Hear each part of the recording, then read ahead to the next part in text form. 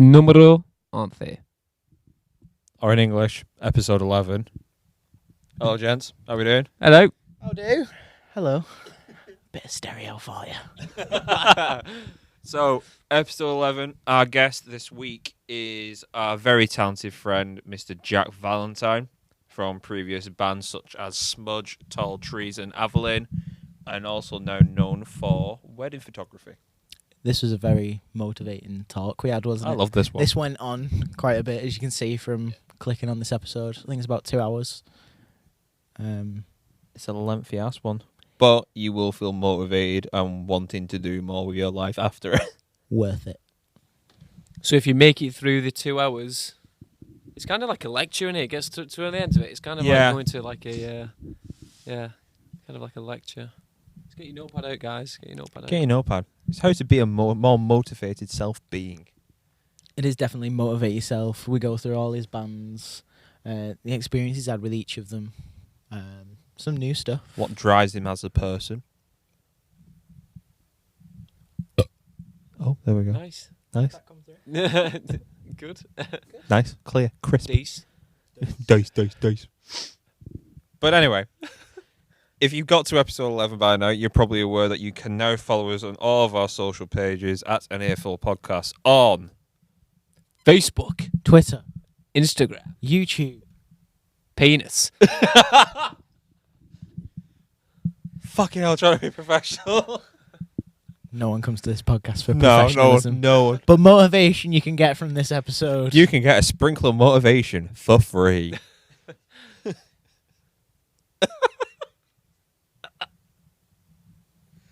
Right, we better carry on with this. Sick, yeah. Yeah. Thank you for listening. Yeah, enjoy. Enjoy.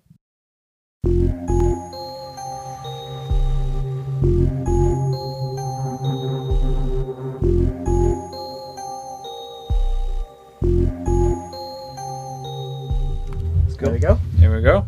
Begin. Easy as that. That was easy. That part always is. It's the rest of the hour we have to fill now. So, episode 11. 11? Yeah. 11. And we have got Jack Valentine Parkinson.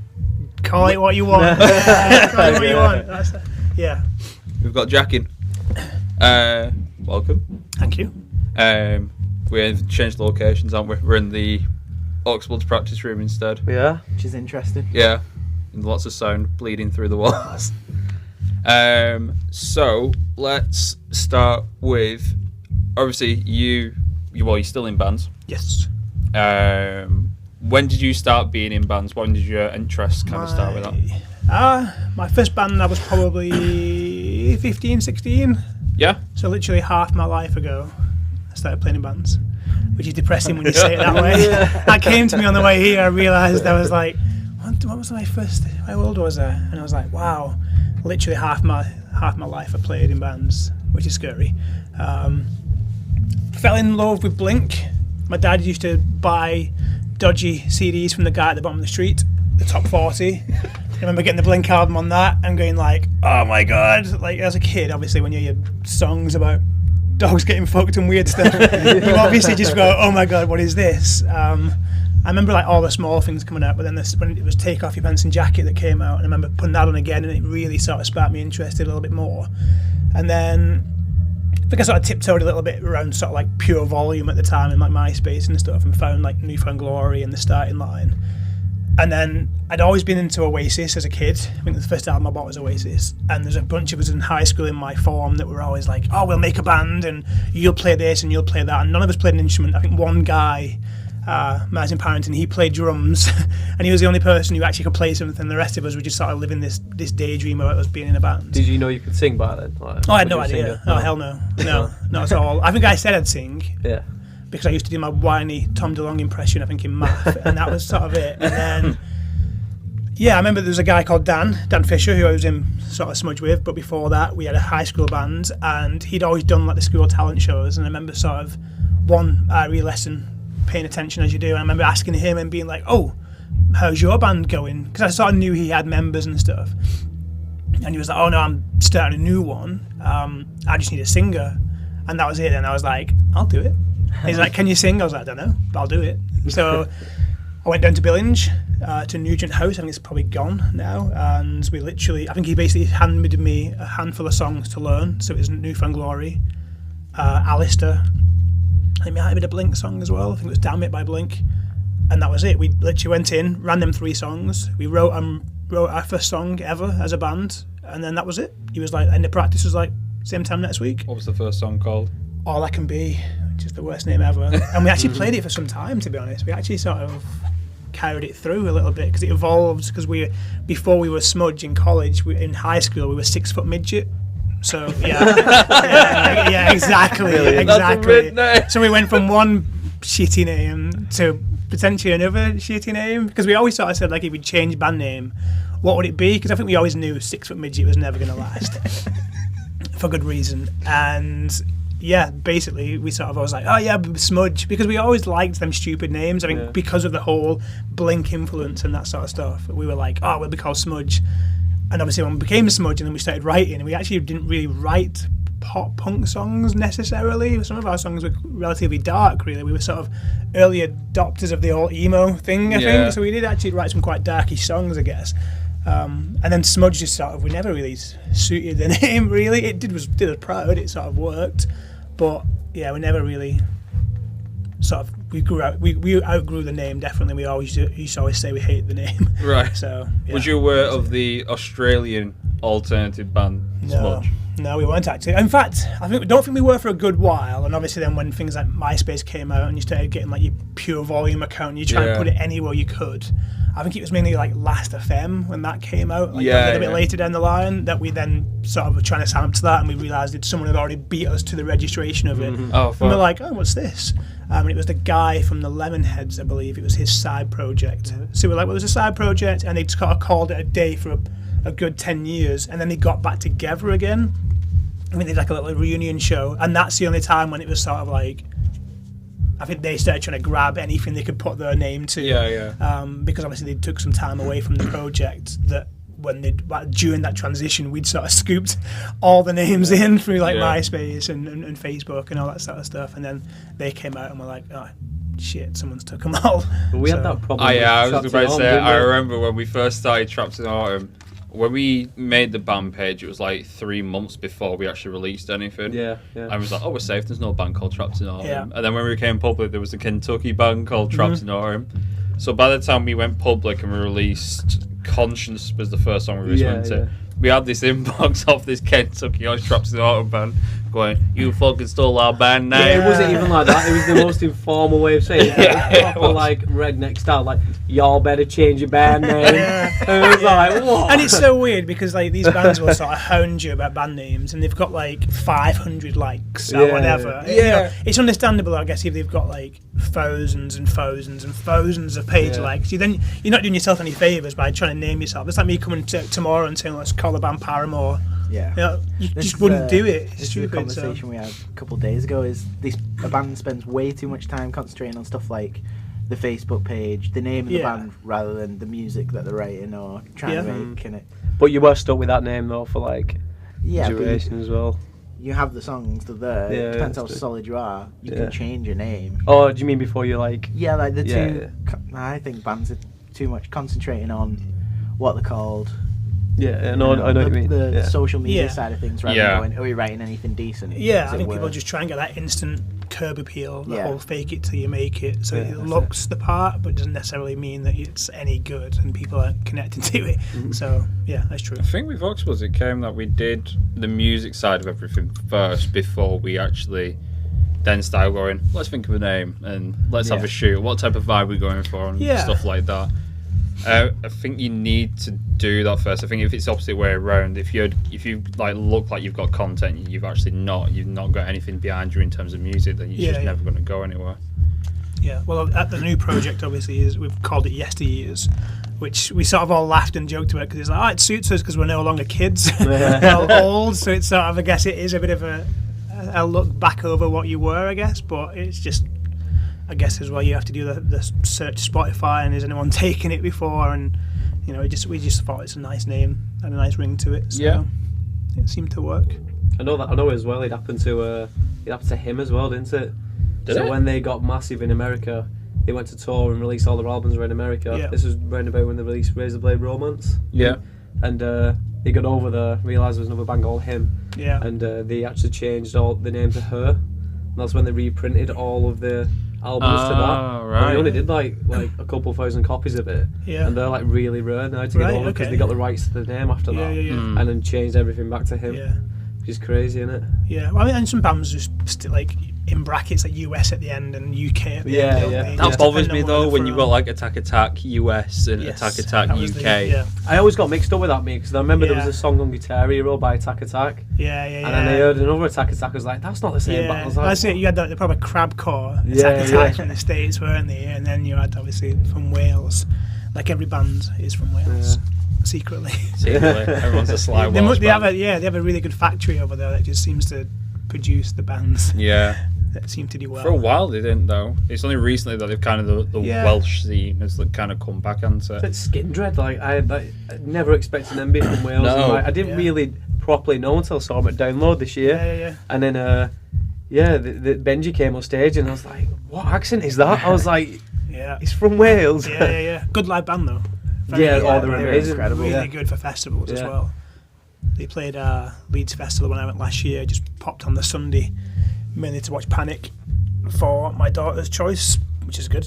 But yeah, I was like, Skindred are playing. Let's go and see them because they played Wigan years ago, like years and years ago. They played Cafe Nirvana years ago. No way. Yeah. There you go. A few Showing bands my have age. Thanks, Arctic Monkeys played Wigan. Well, we know They played- they Arctic came Monkeys, through there. Green Day did. Yeah. Twice, Green Day as well. Yeah. But that's going back to like the 90s. Yeah. Well, Arctic Monkeys was just before they sort of Blew went over. massive. Yeah. So So it was like 2004, 5. pretty, yeah. Do you hear that story about Green Day stayed in a person's house here on Christmas Eve? Nice. No, but that's, There's- sounds about right. No, when we played a gig like it's probably not there anymore where they plays. But I remember the story, something like they played the gig there and they stopped this guy's house on Christmas Eve and he had his 2 kids, obviously in the house Right. and his wife. And he said to Green Day, obviously you can stay downstairs Yeah. as long as you keep it quiet Yeah. and don't wake anyone Yeah, up or anything like that. And obviously they wasn't quiet. Yeah. And apparently the guy from Wigan came running down the stairs with a samurai sword telling him to shut the fuck up or else he'll chop their heads off or something like that. And apparently Imagine if that's that'd like been the last the in it, end. like in Wigan right now. Imagine that at the end of Green Day. Like, And that was Green Day. in Wigan. yeah. Like sort of sliced to pieces. How crazy After is that? playing the What show What in happened to that Billy Joe Armstrong? Well, you see, he did get chopped into pieces in Wigan. Wigan. There you go. So when did Smudge start then? Was that college time? First year college, yeah. So we started the band in 2004. I almost did 14 then because that feels more normal, but no, it was 2004 and it ran till 2009. So we did 5 years. Cool. So all the way through college, all the way through uni. Was that a transition from the band in high school or just complete blank slate? Yeah, no, pretty much the same. So we sort of, from high school into college, we carried over myself, Dan, and a guy called Dave on bass. And then when we got to college, obviously you meet new people. Yeah. We were a 4-piece originally, and then we got Gary on guitar. We swapped drummers because our drummer was still at high school. So Dan met PK through St. Helens. So we sort of swapped drummers out. That's when it became Smudge, I think, then. And then sort of maybe a year or so into it, Dave, the bassist, he sort of left. And we swapped for a guy called Chris, who we met through college. And that was same lineup then, more or less, till the end. And was the style still like what you enjoyed listening to? Yeah, pretty much. Yeah, pretty much. I think it's interesting because everyone sort of brought very different things to the table, I guess. Like me and Dan were very much more like the pop punk sort of lovers in it, and I think when you're that age we were a bit more naive about what we were actually willing to listen to. I especially was very much like, if it's not pop punk I don't want to know about it. Yeah. You Yeah, know? I just feel like We that. used to go to Maxime's because it was like a rock night, Yeah. and you'd stick around all night for like 30 minutes when they might play some Blink and some Green Day and some Lost Prophets or whatever, and that's the only time we'd go on the dance floor. But other than that it was all like Slipknot and Korn and everything else in between. And then everyone kept saying, oh yeah, there's this club called Nirvana, it's like an indie night, and I was like, no, don't want to go, you know. And Nirvana, like, Maxime's just going quieter and quieter and quieter. And eventually one night we just got sick of walking around the same empty club, and we're like, Saki, let's just go up the road and see what this Nirvana place is all about. And we went in, it was packed. It was absolutely packed. And obviously then we discovered that the different floors were starting to play different music as it evolved. But yeah, I think all the band members sort of brought different things. So like I was into the pop punk stuff. Gary had always grew up on like Thin Lizzy and AC/DC, so a bit more of the classic rock sort of stuff. So he sort of brought that to the table as well. Chris, funnily enough, and speaking of like metal and stuff, he was into things like Slipknot, Wednesday 13, Nine Inch Nails. So he sort of came from that backdrop, which was good because it mean like he didn't mind putting some like dirty bass lines in there, which is quite good. And PK again, he'd sort of always been into the pop punk stuff, but was into more as well, not just the pop punk, but the actual punk. So like a bit more like the Bronx and things like that as well. So a bit more sort of hard hitting stuff as well. Yeah. So it's a good like sort of collab really, which is why I don't think we ever went down just a really cheesy pop punk sound like we did at the start, because we just sort of copied anything we listened to. But then as we started to find our feet and what we wanted to do, I think the last couple of EPs that we did, it was more where we were going. So that's good, because I imagine sometimes you get bands who like pull from different artists and you all come together and you just clash and like, well, I want to sound like this, well that doesn't work with what I want to do. I think because they all sat in an alternative sort of genre, and it would all sit together, it would all play sort of like slam dunk together or whatever. Yeah, exactly. It's not as if it was like, you know, V-Fest and then someone was doing download. It was very much on the same sort of page to some extent, that it just worked really. We all sort of just enjoyed writing as well. I mean, we all enjoyed the creative side of it. We enjoyed writing. We got to spend every weekend playing gigs with your mates. And was there a approach that you particularly had for like creating and writing together, or was it just pretty much just get in the room and hash it out? Yeah, it was like get in a room, and it was times when we first started off, like when Fuzzbox was in town, which obviously now is gone. Back in the day, we were sort of like straight, because we were practicing in our houses. Like we were literally writing music in my parents' house when Dave was in the band in his mum's house. It's like on a Sunday we'd literally go in, set up drum kits in a conservatory of all the rooms to put a drum kit into, put amps in it, just take the dining room table out, stand in a circle, and I'd just put vocals through a spur guitar amp, and then we'd literally just write songs in a kitchen sort of thing, and like get neighbours knocking on the door and be like, what the hell are you doing? There's like what's this racket, and it's like a 5-piece band blasting out in your kitchen sort of thing. And but yeah, then, you know, we sort of just, that's how we started. And obviously when we heard of Fuzzbox, because there wasn't really practice rooms really, not that we'd heard of anyway, and then Fuzzbox came around in more like saving grace sort of thing, because it wasn't expensive and it was literally down the road. So we literally then just lived in there, to be honest. We were there sometimes 2 or 3 times a week, sort of just messing around, whether it was writing and playing or just chatting with Jamie and Robbie and his dad and stuff, and just got good friends with them really, and just sort of chilled out in there most times. So yeah, that's pretty much it. I remember when we used to practice with our first band, and we used to practice. No, not a Fuzzbox. When we used to practice at Mark's house, it was exactly the same setup as same thing. It was in this spur. It was like an extension to the house. Yeah, it was. Yeah. We used to set up in that small room, didn't we? And then again, we'd have been around playing all the time, banging on the windows. And stuff. Well, that's it. My parents didn't live in like a detached house. It was like a semi, so they literally had neighbours like literally onto them. And it was the people behind that actually complained, that came round. So they had to do like all the way around the estate to come and knock on the door. Well, that takes some effort. So that is a serious so you effort. knew you'd pissed them off when they had to come all that way just to bang on the door. And you can imagine they were sort of stood outside a few houses waiting for you to start playing again to try and hone in which one it was. It was like, there they are, get them. Yeah, my dad's like, can you turn it down? It's like, you can't turn the drums down. I think later down the line when we started just doing some writing stuff, PK eventually bought like a V drums, and we sort of did track some stuff at home sometimes just for the fun of it, and we used V drums then. But yeah, practice rooms were then the way to go. Yeah. Which obviously now there's not that many of them again. Now it's sort of gone full circle. They seem to sprout up anywhere they could, and now it's, I guess, rolled back a little bit. This is the first time I've ever seen this one. I never even knew this. This is the first time we've seen it in months, because we moved to Manchester, and then we've come back here again, just for the convenience of it. It looks a lot bigger. Without all the gear. Without the gear in. Yeah, I was going to say. We had one of these when we were Tall Trees. So after Smudge, we had one of these for a small stint. We just couldn't get on with it. I think the sound just seemed to disappear through the roof. There's a lot of headspace in the one that we had. It's probably similar to here, to be honest, and it would just go out and never return. Yeah. So like, there's no reflection. We were just sticking on like cranking reverb as far as it could possibly go to try and get some sort of ambience in it. I mean, it was just like you just hit it, dun, gone. It would just go through the fabric and disappear, and there was just no life to it. We just struggled when we got into these rooms, and I think ours didn't have a nice strip light. Yeah, ours was like really dark. Yeah. We never had that on. We never had these on. We had lamps in originally. We catered in fairy lights as well. Yeah, I think we tried to do the same, and it just didn't work for us. And at the time, we didn't have we bought a PA system from like Music 90, and the guy was like, "Oh, it'd be perfect for in there," and it just wasn't. Like, I think we practiced once and blew a speaker on it, and had to take it back, and we're like, "Guys, this is nowhere near loud enough for us." So we sort of shortly moved out, and I think we went to Catalyst and St Helens after that.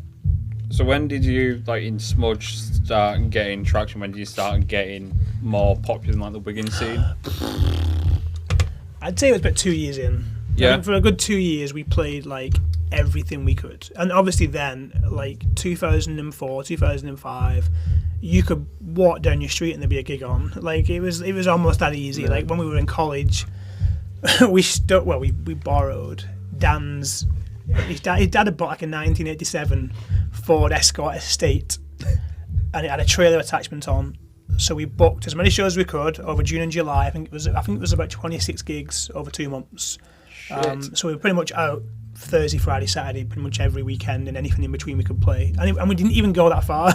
It would sound like you'd have to do some miles to do that, and we weren't. We were in the northwest. So it was like Crosby, because Crosby Social Club had gigs on. Ormskirk, there was the Comrades Club, now gone, it's flats or houses or whatever it is.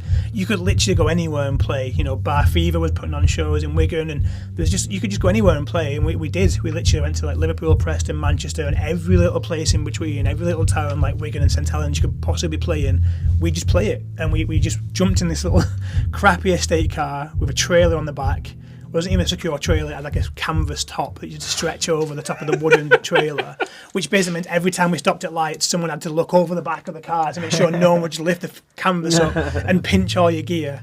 And it broke down like all the time. It overheated going through a drive-through. It was a very bad car. I think we broke down coming back from a gig in, I think the furthest we played was probably like Nantwich, and we broke down and we could see in the distance that sort of like free recovery. So we just pushed it all the way down the motorway to the free recovery point. And this dude came over and was like, I think he was Welsh, speaking of Welsh people. And he was like, "You've run out of petrol, haven't you?" sort of thing. And we're like, "Yeah." And he's like, "Yeah, they've seen you on the camera pushing the car down the motorway to get to the free pickup point." So then, but we literally just played anywhere and everywhere. And I think because of that, your name gets out, really. I remember when we started off, like I was super timid. I used to hate playing. We were playing pop punk songs with some, fast upbeat songs. I'd have the mic in his stand. I'd just be singing. I remember one day Dan was like, "You've got to get rid of that mic stand. Like you've got to start moving around a little bit," sort of thing. But then that became part of our show. Then was like we got rid of the mic stand, and I just went nuts. Like I was just in the crowd with people, and I was just jumping around, and just totally changed my persona from like one stage to the next. And that's what worked, really. People were like, "Oh, these guys are full of life, aren't they?" And you just kept playing. I think that was back then. You could just keep playing, and people were like, "Oh yeah, I've seen these guys before. They were pretty good." But then we were just playing and getting tighter and tighter and tighter, and we were writing more and practicing more, and it just paid off. Really, it paid off. Yeah. So was that like at that point? Was that you? Right, this is my plan A. This is what I want to do. Oh yeah, absolutely. Like I think from straight away going to college. I think by the time I was getting towards the end of college, we were sort of like, just want to do the band, really. And I deferred going to uni for a year because I was like, I'm not in the mindset. I just wanted to write music all the time and play music. And the guys did sort of like an art foundation course, so they were just, it's a DOS really, innit? Art foundation. Sorry if anyone doing art foundation, I'm apologising, but it was a bit of a DOS for them guys. It was just, they were doing the same mindset. They were like, "Oh, just come in here and dick around all day at college," and I'd go up to college with them. I'd just sit in the lessons with them. Like teachers would call you by name because like, "Oh, you're here again." They're just used to me being there, sort of thing. So I just go up and sit in their college because it was just drawing crap all day, basically. So they didn't mind people coming and going, really. I think they probably thought I did some sort of course at the college. I didn't. Did they? No. I didn't. I was just trespassing daily. And then I think when we got to uni, again, it never that was just sort of like almost like going through the motions. We went to university because the opportunity presented itself and we could. None of us went really far. We all stayed pretty close. It was like Manchester and Edge Hill because, again, we all wanted to stay close to do the band because really that's all we wanted to do, really. So I remember missing, weeks at uni, especially my second year. My second year, I remember emailing the tutors for the first 2 weeks of uni and saying, won't be in because we're on tour. So we were playing shows up and down the country, because by then we had a little transit van and we could get further afield. And then literally like coming back from that, and then the company we were working with in London, the Animal Farm, like literally they messaged us like a few days before the tour ended and we're like, oh, we can get you into the studio next week to do your next EP, like, is that okay? And to message your tutor again and be like, I'm going to be 3 more days late because we're going into the studio instead. But, you know, they were very sort of understanding with it. They took your money anyway, so it didn't matter by that point. But I think it was more, luckily, the sort of Phil Jackson, he was my sort of tutor that I had to report to. He was very much into Eurovision, like he studied Eurovision like there's no tomorrow. So he loved music himself. So he just basically saw like young lads having an opportunity to chase something and didn't really sort of blame us for it. He always just said, you know, just make sure you keep up, just download the slides and try and catch up where you can. So, but, you know, we did what we had to do, and it was only really when we got to third year when the band, I guess by that point, was sort of in its more like its 5th year and starting to slow down, that we sort of realised, I remember I was realising that I had to do an awful lot of uni work to pull it back. Like I had to get some serious, decent sort of grades for some papers to really sort of pull my mark back up again from the depth of not being there, really. But I don't regret it because, you know, it was what we wanted to do at the time, and we gave it a shot, and it just never... You got experience out of it. Yeah. You know, it wasn't as fruitful as we wanted it to be, but we gave it a shot, and that's one of the life lessons. What were you doing at uni? I did digital media design, which was amazing because I learnt all the software that's no longer relevant, basically.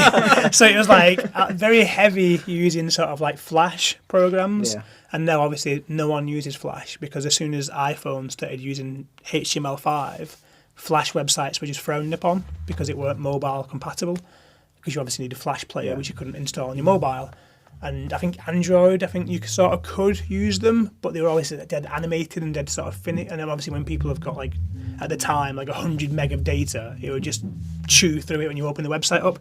So I did lots of Flash stuff, which then became irrelevant. And we were the very final year for that course to run, because they said literally at the end of when you guys have gone, that course is being scrapped, which was perfect timing because the software was also being scrapped as well. So yeah, so but again it was one of those where you go and do it and you learn a lot from it. It was more of a learning experience, and again a growing experience for us as like young adults, that we learned a lot from going to uni and doing all the things you do at uni. So yeah. So you decided that like Smudge was coming to an end. Was it kind of like a mutual thing, or was it like you guys have probably known yourself? You grow up into different things. People want different things. Gigs weren't as busy as they should have been, I guess, for us. We sort of felt like as a band the glass had got as full as it was going to get. We sort of weren't. We became almost like the renter band for local support. So if someone was playing Manchester and it was like, oh, we need a local support, we can pull some people in, get these guys on, because we could shift some tickets. But we were never getting the tour support. We were the local support for Manchester and Liverpool a lot, which was great because we had a decent following in Manchester and Liverpool, but we then couldn't grow that in different sort of regions because we weren't getting onto the tours that we needed. So we were just sort of stuck a little bit in limbo, I guess. And the plan for us to put out EPs almost every 6 months was the original plan, was to here's 3 or 4 tracks every 6 months to keep momentum going. We could keep the PR going, we could keep videos coming out, and we could keep screaming about something, which basically meant we could just stay on people's radar rather than here's an album, run it for a year, then disappear for a long length of time, which is great if you've got like a major label backing it and there's a bit more funding coming in. But at our level, it was better for us to just do snippets and keep it going constantly. Yeah. But then we put out the first EP with the label behind it, got some really good PR for it, and I think because they got some good PR for it, they were happy to run it for longer than we probably should have done. So we ran almost like a 3-track EP for a year, which was just not really the plan. So then by the time we come to the next one, we were itching to get into the studio. Within like after 6 months, we were sort of like, let's go again, let's get something else out. And then we didn't, and I just feel like at the time music started shifting a little bit, I guess, which sort of happens. It comes in waves like fashion. And I think by that point, because it was changing a little bit, it was just harder to get people out and stuff like that. So and people have been like, oh, we've seen them already, and you know we needed to have a little bit of time, I think, to try and refresh it for fans and stuff like that. But then because all that stuff happens, you become a bit bitter with each other, and you're a bit like, oh, that gig was shit and it was such a person's fault and you messed this up and why did we not do this and why did we not do that, and you know what it's like. You know, we went through a bit of that, and I think obviously people's music influences changed through university as well. So then by the time we were sort of coming out of the tunnel a little bit, it was almost like, what are we going to do sort of thing. And I think we did a tour and we had a bit of a fallout with Dan. So Dan sort of basically, we went to pick him up for a gig, he just grabbed his gear out of the car and off we went without him. So we did a show without him thinking, well, this will show him for being stubborn. And he never came back, so I guess it showed us, if anything.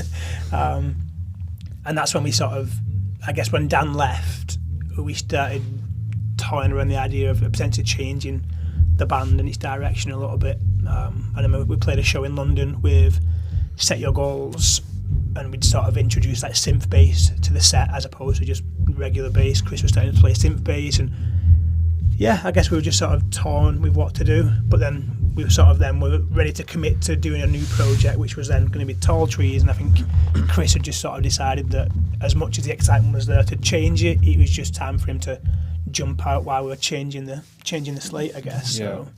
So. What's the like highest point / like proudest moment you've had?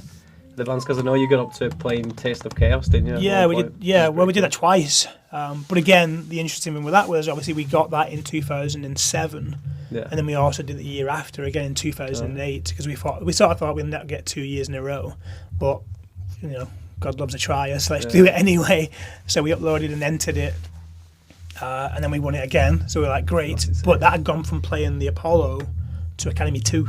So obviously, again, it had gone from sort of like a 3,500 to 4,000 cap venue to what 1,500 is it at Academy 2, maybe even less. So I think that was the second year.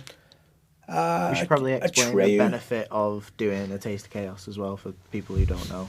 Yeah, so Taste of Chaos was basically, it was a Rockstar energy drink that backed it. Yeah. And it was just basically like a bunch of a decent American, usually American and some European and Australian, I guess, but mainly American bands coming over and just touring together, weren't it, really? Yeah. But they always had like a local support for each show. So you had to basically upload your tracks, get your fans to vote for you, and then once that got to a certain point, it went through to judges and they picked a winner that they thought was decent. So it was good because obviously you needed to get enough people to vote for you to get to the judges to actually listen to you.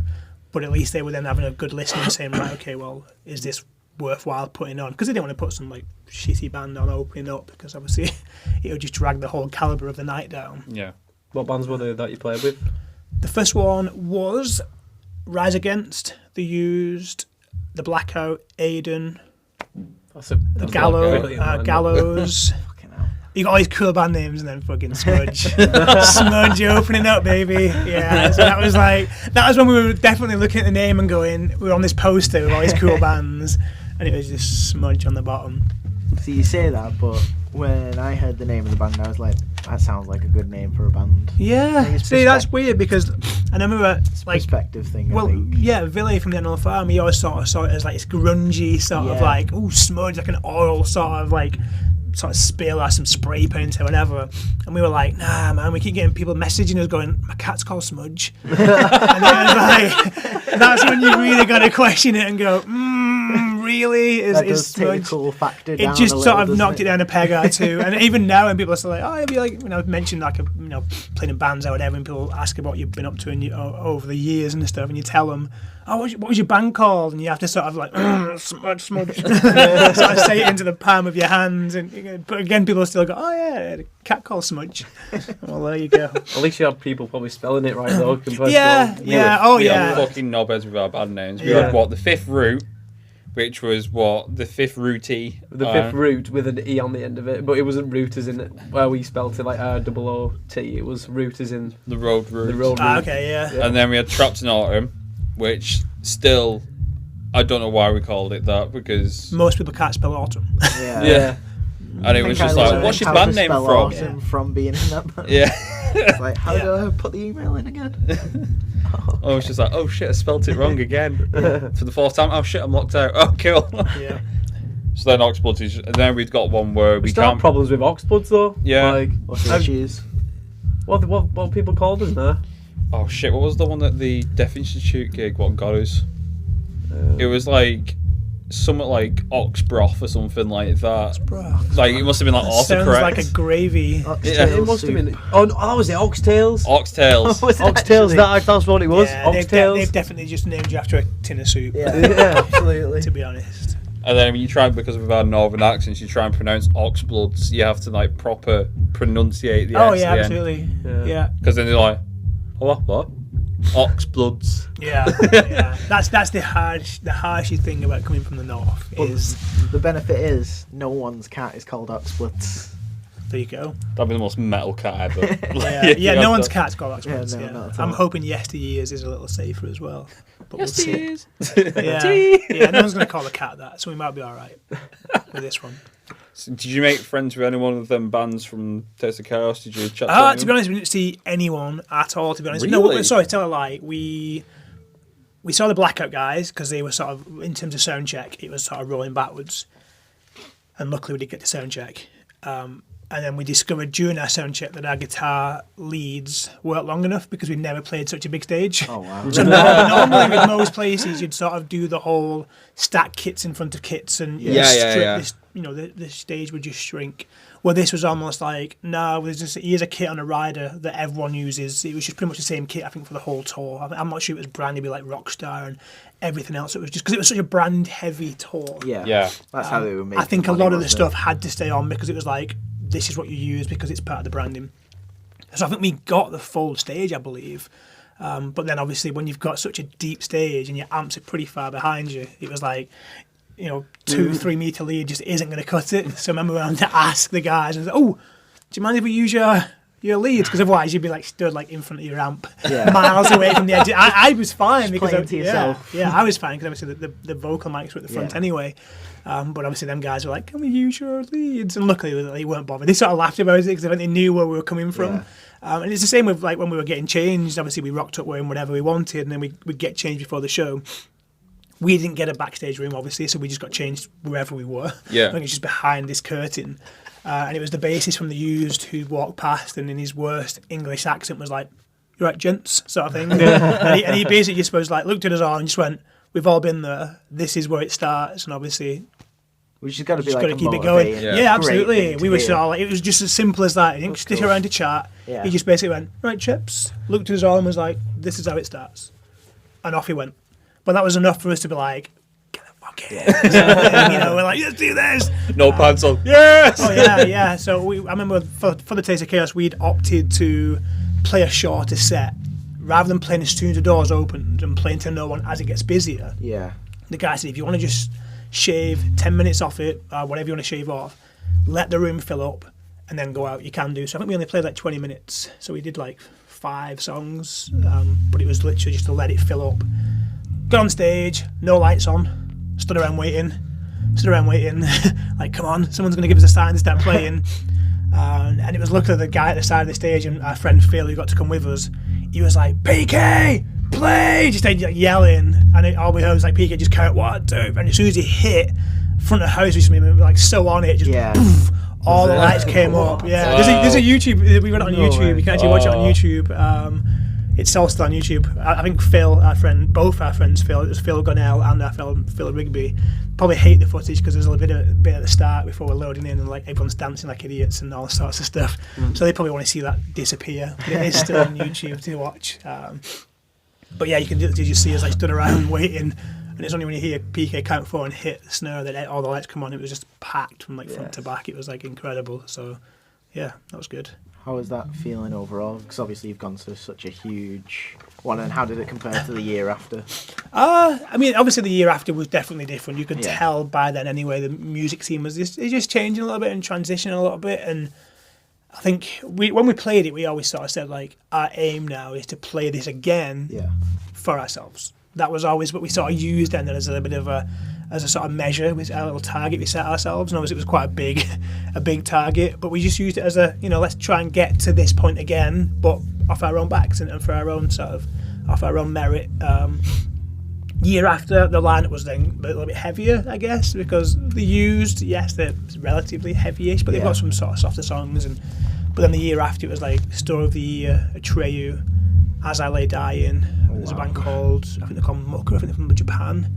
And then us again. So that was much more of a sort of like post-hardcore sort of lineup. So yeah, we were like the squeaky clean. We would probably look like Busted at the start of the night in comparison, to be deadly honest. But yeah, it was still good because we'd sort of made, even if people didn't necessarily even listen to us or like us, they'd still heard the name because I think we just rammed it down people's throats so much that eventually people were like, oh yeah, I've heard of them. I just don't necessarily listen to them, but we'd sort of forced it on people. So for people to see us on the bill wasn't necessarily a surprise locally, I guess, because we played with Yumi 86 because again we were the local support for Yumi 86, and we just were that band that people grabbed. Zebrahead would come over, stick Smudge on with them and stuff. So we got to play with some great bands, but it was never beyond sort of Manchester and Liverpool because we were obviously sat between both, being from Wigan. So how did the support slots like Yumi 86 and Zebrahead start? Did you, because I know from our perspective of being in a band, we would email for support slots. Oh, did it get to that point where no, we were just getting them through, contact Smudge, get them on? Pretty much, because we'd sort of play shows anyway, and then you'd sometimes play with the same support, like sometimes it was like the same sort of promoters would sometimes put them on. So like the Yumi 86 gig, I think it was a guy called Vuz, I think it was V-Man Promotions, which had a bit of a name for himself back in the day as being a bit of a crook, but anyway, so he'd sort of run this V-Man Promotion, so he'd put shows on anyway in Manchester, and then I think he just managed to drop on, and I think he had his ear to the ground a little bit sometimes and was listening to bands that were potentially coming through. So we managed to sort of jump on that through that, and same with like the Zebrahead shows and things like that. We played the Barfly a lot before that sort of went, and again we became that one of them bands just on a list of probably bands that they had, depending on the bands that were coming through, who'd you put on to support and to share some tickets, and that was usually enough. So I was playing with Yumi 86. It was good actually, yeah. It was. God, what era was it at? Was this like first album or was this? This was first album, yeah. So they'd just toured with Fightstar and The Audition, I believe. So they pretty much came out the running blocks straight away off these two decent tours, and then it was like, right, we need to do our own shows now to sort of try and see what we've gathered from these other two tours, I assume is what it was. It was at Jabez Clegg, which was near the old BBC building on Oxford Road. It was about 300, I think, capacity, and it sold out, so it was good. Cool. So after Smudge, it was Tall Trees. Tall Trees for just over 2 years, I think it was. Yeah. So, yeah, and that was just sort of a transition on where we were going, I guess. I'd started listening to, other than just pop punky stuff, I started listening to other stuff like Circa Survive, Thrice, and other bits and pieces. Then, because I think as I got a bit older, you sort of adapt, you can grow. Yeah. So I think at the time I was listening to a lot of that sort of stuff. So it was. The Tall Tree stuff then naturally was just a little bit more like that, I guess, and a little bit darker and stuff. So got to experiment a bit more with songwriting in terms of, I think a lot of the Tall Tree stuff I liked to, was almost like putting myself in someone else's shoes. I got to be a bit of an actor, I guess, and be like, oh, imagine if I was in this situation and how would I write about it? So there's a lot of that from the Tall Tree stuff, I think, so, which I hadn't really done before, because it was always like love songs and breakups and get out of this town, sort of pop punk cliches, even if it was a little bit darker and stuff, it was a lot of like the heartbreak stuff, but Tall Trees was meant to, I think it was a bit more of a sort of an actor's role, which is quite exciting. And again, listening to bands like Circa Survive, where you're like, what the hell are you singing about? That's where it almost became a little bit of like, what are you on about, sort of thing. But so that's where that spawned that from? I think so. I mean, obviously we already had, towards the Smudge stuff, we were, the last EPs and stuff like that, and I guess it was just a natural progression, but obviously introducing Mark in the band on bass, again, he was massively into that sort of sound, and his bass playing style was very different to Chris's. So Chris was kind of more, he played with a pick, but he was much more of a sort of like up and down the neck sort of playing, where Mark as a bassist was more just like overdrive. You just need to drive this through at all the right places. So it sort of, we went from sort of being a 5-piece to a 4-piece, but no one would have sort of questioned, said, oh, it sounds a bit empty, like it sounded fat, because we just purposely then wrote like that, and you made sure that it sounded as big as possible. So yeah, it really complemented it quite well. But yeah, enough from like supporting you at the Tudor as well. Did we do it once? Twice, I think. Twice. Like you also brought like the live, obviously the like lighting element to your live show as well. Yeah. Just like bring your own live. The lights and stuff. Lighting, I mean, when we were doing it for long enough, you got to that point where you became the sort of the headlining band all the time. Was this Smudge or this is Tall Trees? Tall Trees. Tall Trees brought the lights, and then I carried them through to projects after that. But I think we just sort of liked the idea that it just upped the stage show a little bit more. You don't see a lot of bands doing that. Like. No, not at all. And it's surprisingly, like, I mean, looking back then, they seemed expensive then because we were earning no money and we were working like minimum part-time jobs just to sort of fund the band really and keep the band on the road. But we just liked the idea of it just sort of looking like, it just basically stand out, It's the same in any sort of industry. It's most industries can be very saturated with people doing stuff. It's then how can you make your thing different and Plus stand you're out. being proactive about it. You want to look a certain way, so you bring in. Yeah. That's it. Even things like the vocal pedal I bought wasn't like a massive thing, but when you were playing certain venues with just basic sort of mixer with no effects, the only effect they could have, they were like, oh no, I'm using it on the kick drum, so all the vocals very dry. If you've got songs where you're holding them bigger notes and you're holding them for longer, just complements it having the reverb and delay and stuff. So just buying a basic Boss pedal for vocals to just have a bit of delay on stuff on made a massive difference when 3 of the bands on the lineup had nothing. Yeah. And then you come out and had reverb and delay and time delay that worked well with certain songs, so it was like a call and answer and things like that. And then obviously then having sort of blinders behind the drums and stuff, it just upped the element of it a little bit, which just made it a good impression really, which is what it was about really. It was making sure the songs had a good impression but also making the night memorable for people as well. And how was it, obviously going from you didn't know if you could sing and you've gone into it, progressing as a singer and like focusing on being a frontman as well and crowd control and that sort of... I mean,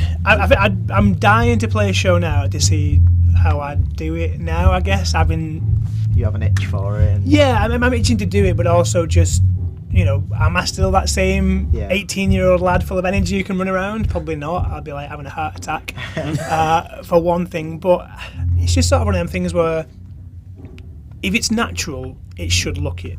And I think that's one of the things I learned from seeing frontmen as well. It's like Slam Dunk recently. You can sort of tell the bands that are newer maybe, and like the ones like New Found Glory who have been doing it for as long as you can think, and it's just so natural to them as a frontman and stuff. So did you start looking at like lead singers in a different way, going, look what they're doing here whenever you watch the I gig? guess so. I mean, without realising. From going to shows as a kid and stuff, you then sort of pick up on certain things, what people were doing, and that's where again, even at the Slam Dunk thing, you'd sort of, I'm not going to sort of name bands and stuff, but you'd sometimes see some of them and they're like, everyone start clapping.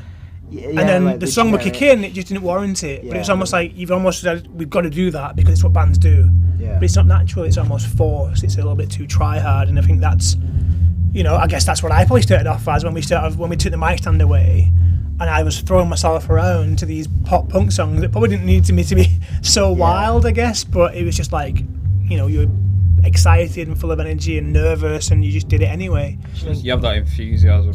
Oh yeah, absolutely. Yeah.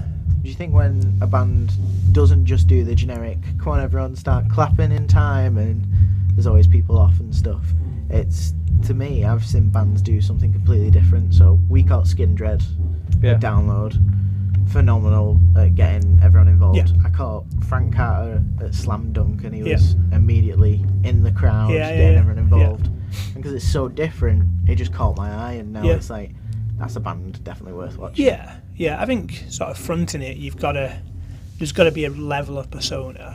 Absolutely. You look at sort of some of the biggest bands, they tend to have rather very distinctive characteristics, whether it's vocally, like you said, sometimes with a stage show as well. The way they carry that and get it across is sometimes what separates sort of the A-listers, I guess, to some of the B-listers and Z-listers and stuff. You can tell how long people have been doing it. Absolutely. That's it. Unless you're Rammstein and you've literally got Everything there. Everything. With the for pyrotechnics, show. you're on like a dinghy in the middle of the crowd. Yeah, well, that's it. But they probably get to that point where it's like, well, how can they reinvent? Yeah. And there's nothing wrong with reinventing at all. Well, it's like Slipknot's live set now, isn't it? Where they changed it from the last tour, so they like changed the setup as such, just to kind of create that different environment to make it more interesting, or just to completely make it different from the last one, so you can tell the difference in the eras. Yeah, because you got the weird treadmills, a weird look. Yeah. But I always like there's 9 of them. If one of them's having an off night, someone else is going to be full of energy and giving a good kind show. of cover that. Yeah. Yeah, cause it's weird because obviously like we'd play shows back to back and stuff like that, and obviously we never had the crowd volume that some bands get to really sort of feed off it. So there were times when you knew you had to sort of almost not necessarily fake it because you were excited about playing your own songs and stuff, but looking at to a room with like a handful of people can be disheartening. You know, it can be a little bit like, God, like we've got to give it our all to 3 people, and sometimes you were really into that. Sometimes you're like, you know what, let's give these 3 people the best night of their lives. And we used to say that sometimes, you know, it's like, let's go and put on the best show, so them 3 people who are in the crowd walk away and go, what, like that was epic, and there's only 3 of us there. Imagine if they ever make it big and you were them 3 people, you know, and you're not chasing them with a samurai sword and stuff. But you know, that's but sometimes it was the opposite effect, you know. And for bands who've been doing it for so long, it must, you know, you'd rather still really feed off it. They sometimes maybe just see it as, this is my job, got to go and do it, and that's what it is. But I mean, I hope it's the latter. I hope the bands still go out there and feed off that crowd and stuff. But sometimes you can imagine it is a job for some of them, and it will be sort of sometimes like, oh God, I've got to go and play and I feel crappy, and you know, you hope the crowd's interactive, and you know, because I imagine even depending on where they play and where they go, especially with festivals, you never know what crowd you're going to get at a festival. Because I've watched Deftones at Leeds once, and I was like, why is no one clapping? Like, why the hell's no one clapping after songs and stuff? I was like, this is Deftones, like, what's going on? I think there was a few people at the front, but you could tell that the majority of the crowd at the main stage just wasn't into Deftones. And I think the Offspring played after them, and they came out, and I don't think they actually said a word. I think it was Dexter, the guitarist, who maybe spoke twice in a 1-hour set, because I think they'd just basically seen the reaction to Deftones, and we're like, well, if that's what you're going to be like, we're not going to give you anything ourselves. And they just played the songs through and off they went. Shit. Because I think that was basically like, almost like a retaliation. I might be wrong, but it seemed to me like these guys are just basically now giving what you've just given to the previous band. Because if you're going to stand there and watch, you can clap at the end of a song because it's obvious when it ends, sort of thing. And they just cursing, people just really. yeah, Appreciation for exactly. the effort you've put in. That's just a dick move. But again, that's the whole thing about like music's definitely changing. I think as people digest it differently, they just don't appreciate it the same. Like you said, you guys are sat here now with like, what's that, some iced latte caramel thing curdling in the cup. You know, but that, you know, people can't see that. You just have to take my word for it. It looks disgusting. But you know, that's that whole, you probably pay a couple of quid for that, but then people won't buy music. And we all fall into that, even with everything like Netflix and Amazon Prime and Spotify and all the other ones that exist. You know, an album used to cost £10 to £15 for an album.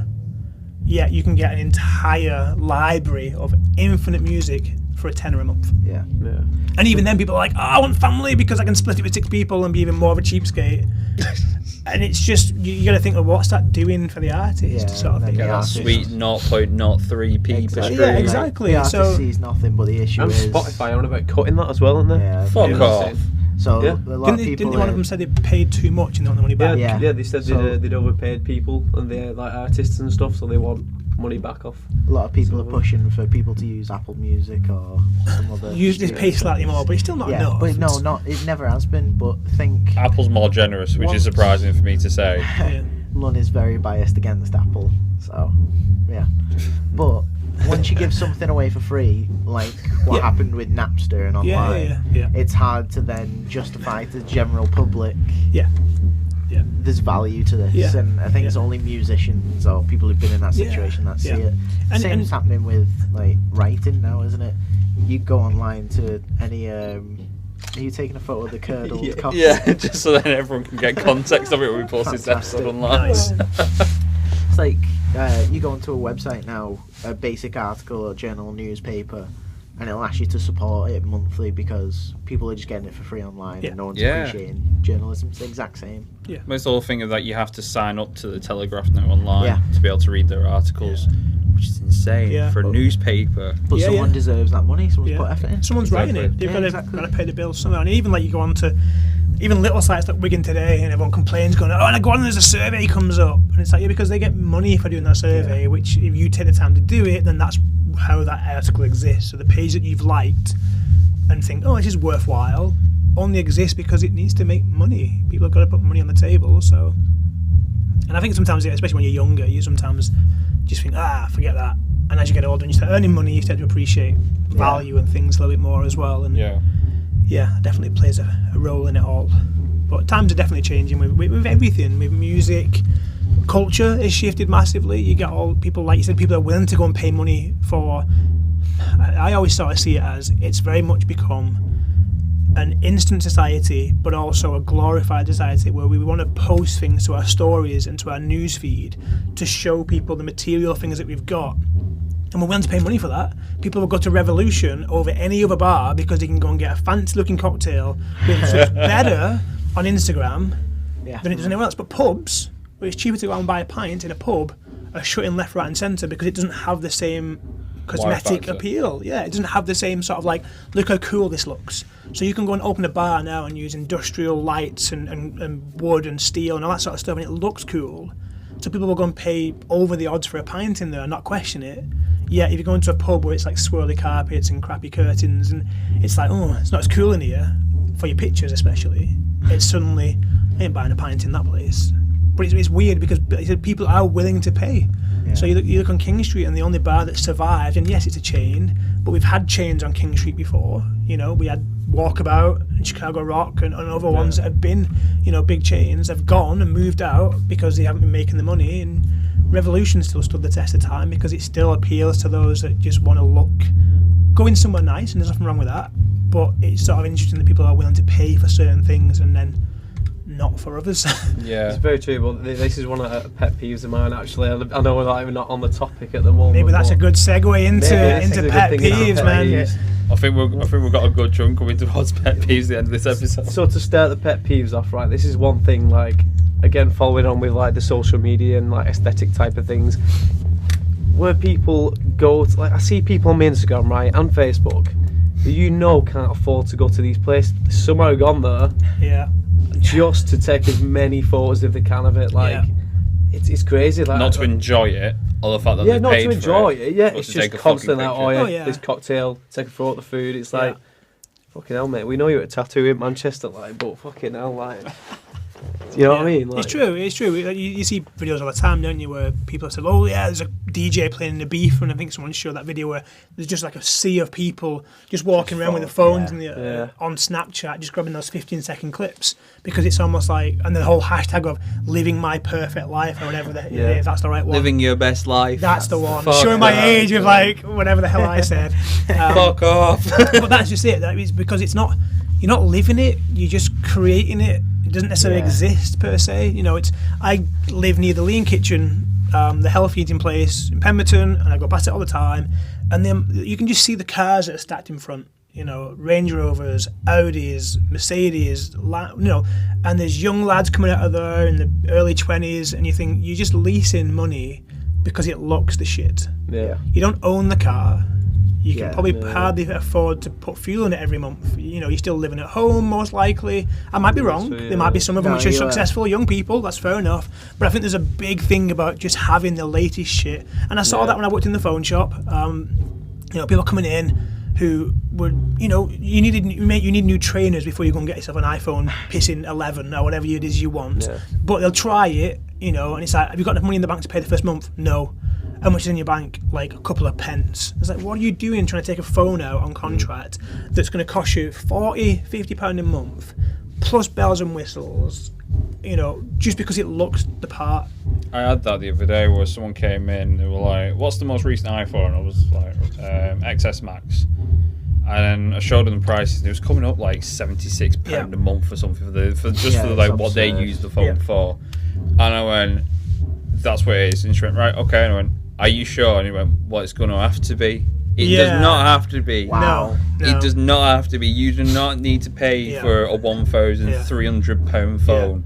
And they said there's no even like hesitation. Yeah. There's no like, let me think about it. It's like, yeah, okay. Yeah. And they say it so quick, and he was like, no, it's not. One, it's not going to go through the credit check, because if you're that sort of relaxed and that easy to be persuaded by the most expensive thing, you're going to be making them choices left, right, and centre. And it's a society of people that want stuff that necessarily spending beyond your means constantly. I've always been quite fortunate that I've never had to get credit cards to stack things on. Yeah. I think I took a credit card just to shut the bank up, because it kept saying, "Oh, you can have a credit card," every time I went near the place. So I just got one, cut it up, and never touched it, because I was not that I had money. I worked in the phone shop. I was earning 17 grand a year doing Sundays and being a team leader. I wasn't earning good money from it. I wouldn't get commission or anything like that, but I'd still managed to spend for what I had. So I didn't have the latest iPhone, and if I had an iPhone, I bought it used from CX, because I'd sold some other shit and traded it in. Yeah. I think it's very much a spend what you can afford. People don't just overshoot. care about what they look like. That's what they own. It's definitely a peeve. Rather than who are you, and it's one of those though. Like, if we didn't have the phones there, do you think people would be paying out of their pockets to go to these places? Because obviously, like you said, they're going to these places just to show off. Take those photos. It's another thing with social media, and you can link that back to everything. You're just trying to prove a point over there. Like, oh yeah, I've got all this. Yeah. But you haven't. Yeah. Like, I'm doing this, but you're not, and you're not doing this. And everyone likes having nice things. Don't get me wrong. It's nice to sort of treat yourself if you're working hard and stuff. But there's got to be a limit where you then say, do I really need an Audi on finance for £300 a month, and an iPhone for £50 to £60 a month without putting any money up front, and and all the stuff that comes with it in terms of like brand new clothes and brand new trainers, and all that stuff becomes so obsessed over that it's just like, do you really need it? Is it really giving you that influencer lifestyle when you're just paying for it yourself? Yeah. You're taking influence off people who have had a massive peg up 9 times out of 10 in life. A lot of the ones they look at are like, these have come from celebrity families, so they've already got that lifestyle anyway. And it's like, you don't need to have that, but it's almost because celebrities are on Twitter and they're on Instagram, and we can then relate to it and so see it. Accessible. We didn't used to see well. it. We didn't used to see it. That was the difference. Yeah. It was like, oh, they've just bought this. We've just been spotted in this new car.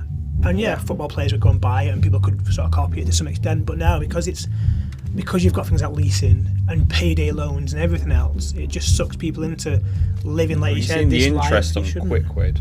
It's shocking. It's like 1,000 something percent APR. Yeah. So if you borrow a quid, can you imagine what you have to pay? Yeah, it's mental. I was even watching the Posh Pawns show the other day, because I just love seeing the stuff people take in. I think, God, where do they get these from? They go in and go, I've got this ring off me mum, and it's I think it's worth about 20. That's what she went in saying. It was she said 30 to maybe 45, and they were like, we've valued it at £60,000. I'm like, £60,000 for a ring, and it's just been in the family. I'm like, Jesus, I'll be lucky to get a kettle.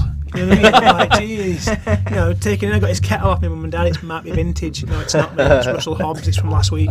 Forget it then. And I love watching it. But again, in terms of like interest rates, this guy went in. He borrowed £300, and they brought him in. And they're like, right, yeah, because of like obviously a missed payday and this, that, and the other, and an interest. Owes just over 700. And I was like, you owe double and more than what you borrowed. It was like £300. Yeah. It's mental. And then people will borrow from a someone else lender to get himself back out. Yeah, and it's just a vicious cycle. It's just, why would you dig yourself down that hole? It's just absolutely no point of going Sometimes down. People don't have an option, and that's the only outlet. No, which is unfortunate. It is unfortunate, and that's where those companies are taking advantage of sort of the vulnerable people who are in that situation. But then you also get your idiots who go, "Oh, absolutely, I want it for this. I just want some more money." Or there's people in certain areas with no carpets in the house. Yeah. And you've got the tacks and everything showing, and just a felt where you've ripped your carpet up, but they'll have a fat ass 60-inch Samsung on the wall from Bright House because they'll take your money and they'll give it you, but then you're paying double what it's worth. But rather than saying, well, I can go to Tesco and get a cheap brand 40-inch TV that's more than good enough, let's be honest, for what people need, and probably be able to pay to have the living room carpeted, but it's priorities, and people value things differently, and I guess there's no sort of right or wrong with it, but you It's got aesthetic over everything. common sense is sometimes got to come in and go, come on, surely carpet is valuable. You've got kids in the house, get some carpet down, get a smaller TV. Well, that was one of the reasons I wanted to do this podcast. Is half the conversations I have with people are like this. Yeah. So that was great, and they've just got the phones in front of them, and they're not even making eye contact or paying attention. Look at Lon now; he's disgusting. Back off. Almost like you timed that to perfection. My phone just kept going. In my pocket. You just had to check it, didn't you? See, I can just glance at my watch and be like, buy an Apple that's Watch, not people. important. Ignore in it. Wigan. From Matt. Get him. Yeah. We started doing it with band meetings though, didn't we? Like, Yeah. I remember me, Matt and Chris met up in Manchester. Yeah. We used to plan like future Wait, band. Yeah. One thing I love about like planning anything with Lund, it's what coffee shop are we meeting at? First of all, yeah. Nothing wrong with that. What coffee shop are we going to? That's a good start to the day. That's a good show. I love it. That's a good start to the day, evening, dinner, 1 o'clock, 2 o'clock, I have a 3 o'clock. 6 p.m. I'd stop having coffee.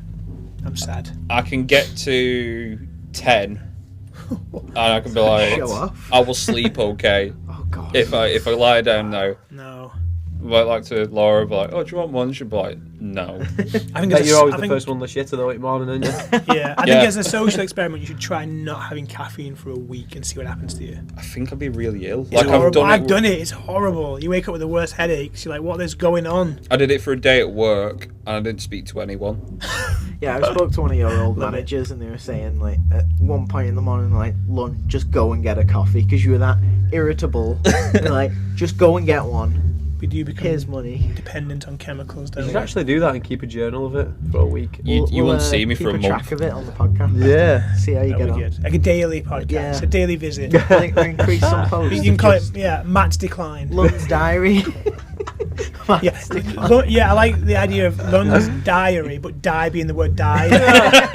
So Lun literally Lun's caffeine dying. diary. See my hair go like smaller Yeah. and smaller and lower and lower. Lun What were you diary. saying before I interrupted you, mate?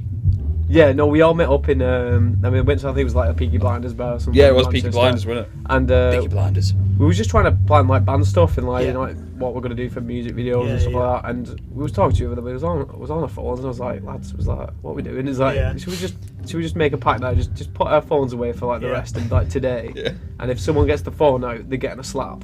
Yeah. Like And- we basically did, and we planned so much, didn't Yeah. we? We did. It was amazing. We literally. And like, what's planned crazy so with much. that though is some bars now are purposely putting things in for you to have your picture taken with. So like neon wings. No, these Oh, two, yeah, stand in front of yeah. it. So these like interactive bars like Peaky Blinders and things like that, they're going to have the staff walking around looking like it and like, oh, pose for a picture and stuff with them because they know that one, it's free marketing for them because you go and have your picture taken in front of it and those there's good friends branding. will see that and go, Yeah. I want a photo like that. I Where want to be, did you yeah. You're living your best life. I want to Slice of live that. the exact same Off as they you. go. Yeah, and that's just it. You know, it's like you said, you go to certain holiday destinations and there's literally people queuing up to sit on the edge of a cliff to have the picture taken, or a waterfall or whatever. So true. Yeah. And it's literally almost like, really? It's like, is that what people have become? Like, just to get this picture in front of it, you know? So, It's just stupid. yeah, well, obviously, I went to Taking Back Sunday the other night.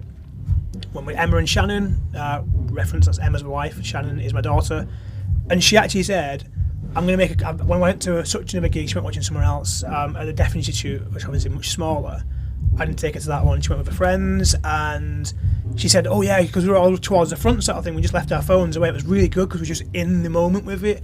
So when she went to Taking Back Sunday, she actually said, "I'm actually going to purposely not use my phone for this gig." And I think there was like one or two songs, like cute, you know, a couple of the obvious tracks, cute at the end, things like that. She'd sort of just videoed a little bit of it.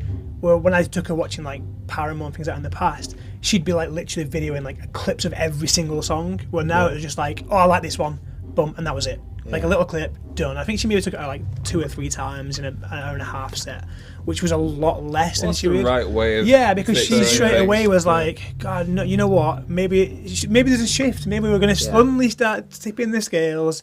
Because she's 15 and she was like, put my phone away.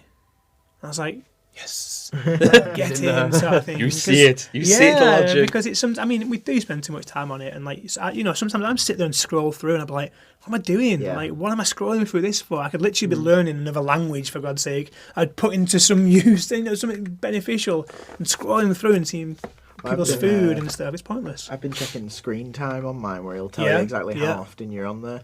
I try and trick myself, like, well, I'm being productive. I'm like messaging about the podcast. You make excuses. I'm emailing, and it's just half of it is just scrolling. Scrolling crap. Yeah, I got an app for my MacBook, and it literally you can put in websites you want to block.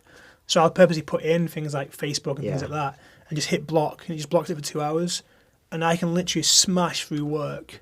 And there's times when I'll sort of sit back and I'll sort of stretch, and I can feel myself wanting to just sort of hit that tab button to put the browser on. Yeah. And I realise, I blocked it. And I can't. But just that sort of natural, almost sort of become a habit to just flick to it and just look at it. Yeah. It's that like, you're bored? Fuck it. Give me some dopamine release and I'll feel good about myself for 2 seconds, but then feel bad because this person has been to this bar with neon wings and exactly. They're doing something better than I am. But again, like, have you watched the Black Mirror episodes? Yes. Have you watched the recent ones? I've watched the recent ones, but okay, so there is if you've not watched any of them, they do sort of tap into those. They've very dramatise it to the extreme. It's almost usually set in the future, but it's almost a play on what life and society is about.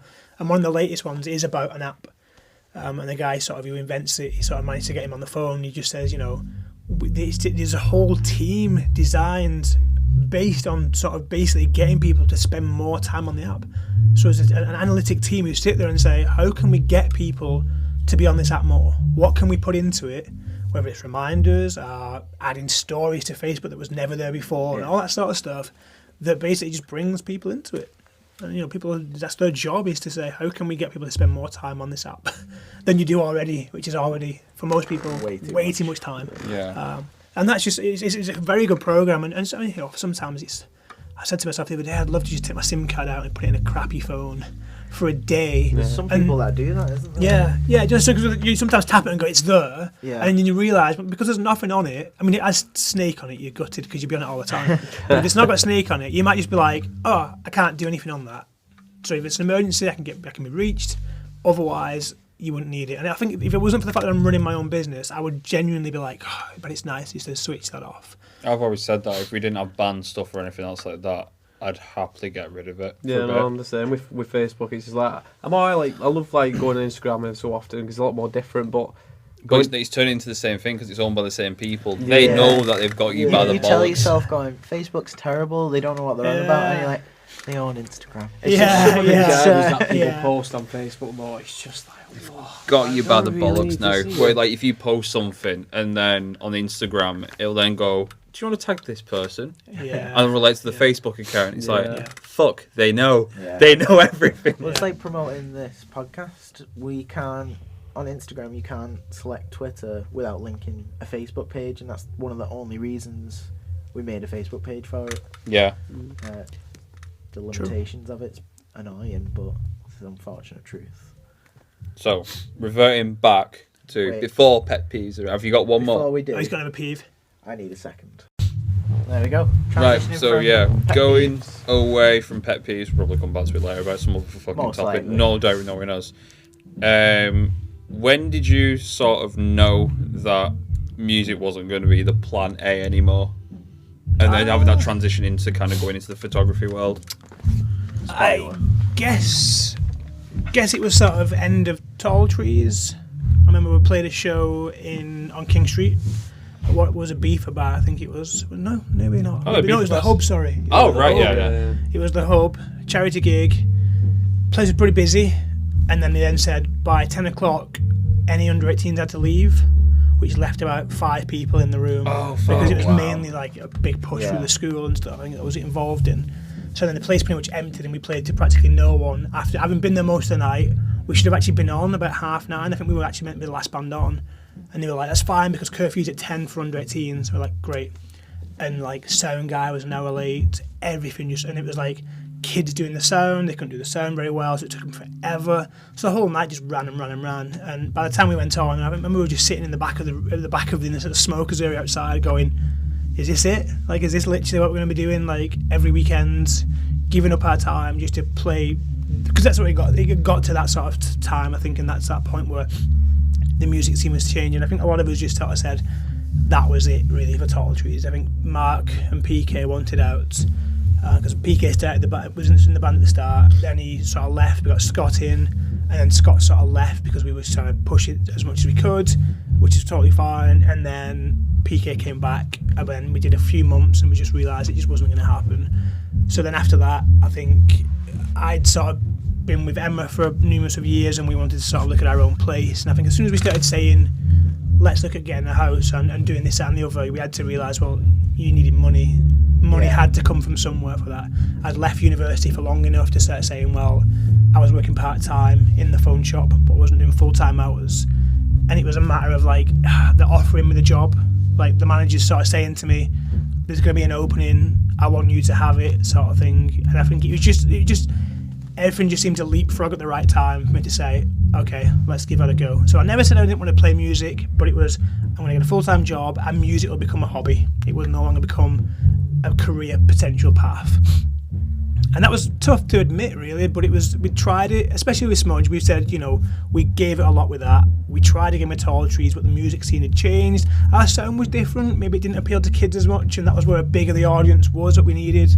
And it was just time to move on, really, with that. So obviously I tried musical projects for years after that, and every time we got to the point where we could do a gig, I did some recording, someone would leave, and it was like, right, never mind. And it was just try and try. And I think it was probably the last 2 years when I started doing the weddings full time that I then realised that, you know what, I'm just not got the time for it, really. And I got tired of trying to set something up, getting excited, getting it to the point where you could do something, and it just falling through. And I just because I had a few of those in a row, I was like, forget it. Your motivation just gets knocked down. Yeah. And it was tricky because, like, with a band, you've got 5, 4, 3 people, whatever you've got, but that's sometimes 1, 2, 3 people you've got to carry sometimes, because not everyone puts in 100%. Yeah, no, I've noticed this. It's amazing if you get 2 people in a band who are pushing it and wanting the same thing out of it. It's usually just one person. That's the tricky thing. There's always someone who's really, really keen,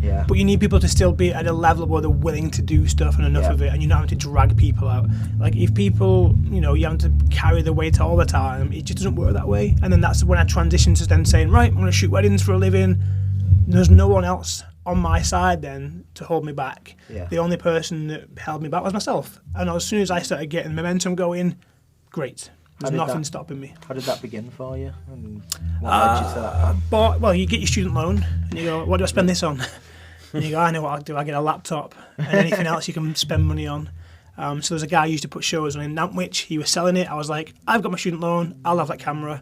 And I basically just shot JPEG, black and white in camera, pop-up flash, everything was on auto, and I basically just took pictures of the band when we were just in and out of the van, loading gear in, getting drunk, messing around, and I just basically took pictures for sort of MySpace and Facebook and whatever it was at the time, just to say, this is what we're doing. I had no interest in doing live music photography. It was just, this is us documenting the band on a decent-ish camera, I guess. And it was only because Gary's sister got married and they said, we didn't have much of a budget for photography. Did I mind taking some pictures? And I think me and Gary both had video cameras from doing band bits and pieces. It was all shot to tape. And he says, bring your video camera and I'll put both of them in the church and I'll video the ceremony. You can take some photos and we'll make a hash of this wedding, sort of thing. And that was my first introduction into shooting a wedding. And an uncle remarried, did the same again, take some snaps for me. So I did that. And I think by that point as well, I'd sort of been in the phone shop a little bit, like a year or so, and I just was missing that creativity a little bit, I guess, especially in the work life. And as music sort of said, trying projects and failing. I just needed that creative itch to scratch. And it was when a friend of mine was getting married, and I was like, who's your photographer? Thinking, I've shot a wedding. I'm good, sort of thing. I was like, who's your photographer? And he sent me this dude, and I checked him out, and I was like, oh shit, my pictures are really bad. Like, it made me realise that weddings didn't have to be this traditional thing that my parents had. It didn't have to be the obvious approach to weddings, because this guy shot it in this like totally artistic way. It was like very, very, very shallow depth of field, a lot of sort of like moody images and this weird sort of editing style. And I was like, okay. So that sort of got me looking at different wedding photographers. Like you do in bands, you find bands and you cycle through and you get inspired from that. And this was a similar thing. I was like, oh, this is cool. And it got me looking at weddings differently. And then I remember just going, I'm going to shoot weddings. I'm going to advertise to shoot weddings. I was doing Avalon with friend Ian, and I said to him, because he was always into music photography, I was like, oh, you can shoot weddings with me as well. We'll do it together, sort of thing. And he was like, yeah, I'll do that. And then he shot a wedding with his uncle and hated it, like absolutely hated it. And he remember just messaging me going, yeah, I did that wedding, it's not for me. And I was like, well, I'll still do weddings. So I posted on Facebook and was like, anyone need a wedding photographer? And a girl who used to come watching the band was living in Warrington, and she just popped up and was like, oh, I'm getting married. It's pretty low budget wedding. Friends doing video, but I actually do need a photographer. Do you mind shooting it? And that was it. Excellent. That was my first one, and pretty much tiptoed around, I think, for a couple of months, and I then said, right, January 2013, from the 1st of January, that's when my business officially starts. Regardless of what I've got booked in, whatever, that's when I'm going to push that I'm now a wedding photographer. And I made a crappy website, and I put on the pictures from Gary's sister's wedding and my uncle's remarried. And when my friend got married and I checked his photographer out, I took my camera and just took pictures of my friends naturally. But I had enough little bits to just showcase a portfolio to some extent. And then because I then shot the wedding for Sarah and Bob, and I had some portrait pictures I could put in there as well as the candid stuff. And that was enough. And then I basically posted on Facebook saying, I don't need a wedding photographer. I'm cheap as shit, sort of thing. And thankfully, people who I'd met through the band and just met along the way actually sort of just put me in touch with people. So like they worked with someone in an office who was getting married, and again it was sort of like, oh, how's your wedding planning going? Oh yeah, I'm still looking for a photographer or whatever. Oh, I've got a friend who's just started, if you want to save some money. And that was pretty much how I tiptoed into it. So I think my first year, from January, saying, right, I'm shooting weddings. I think I got 6 bookings.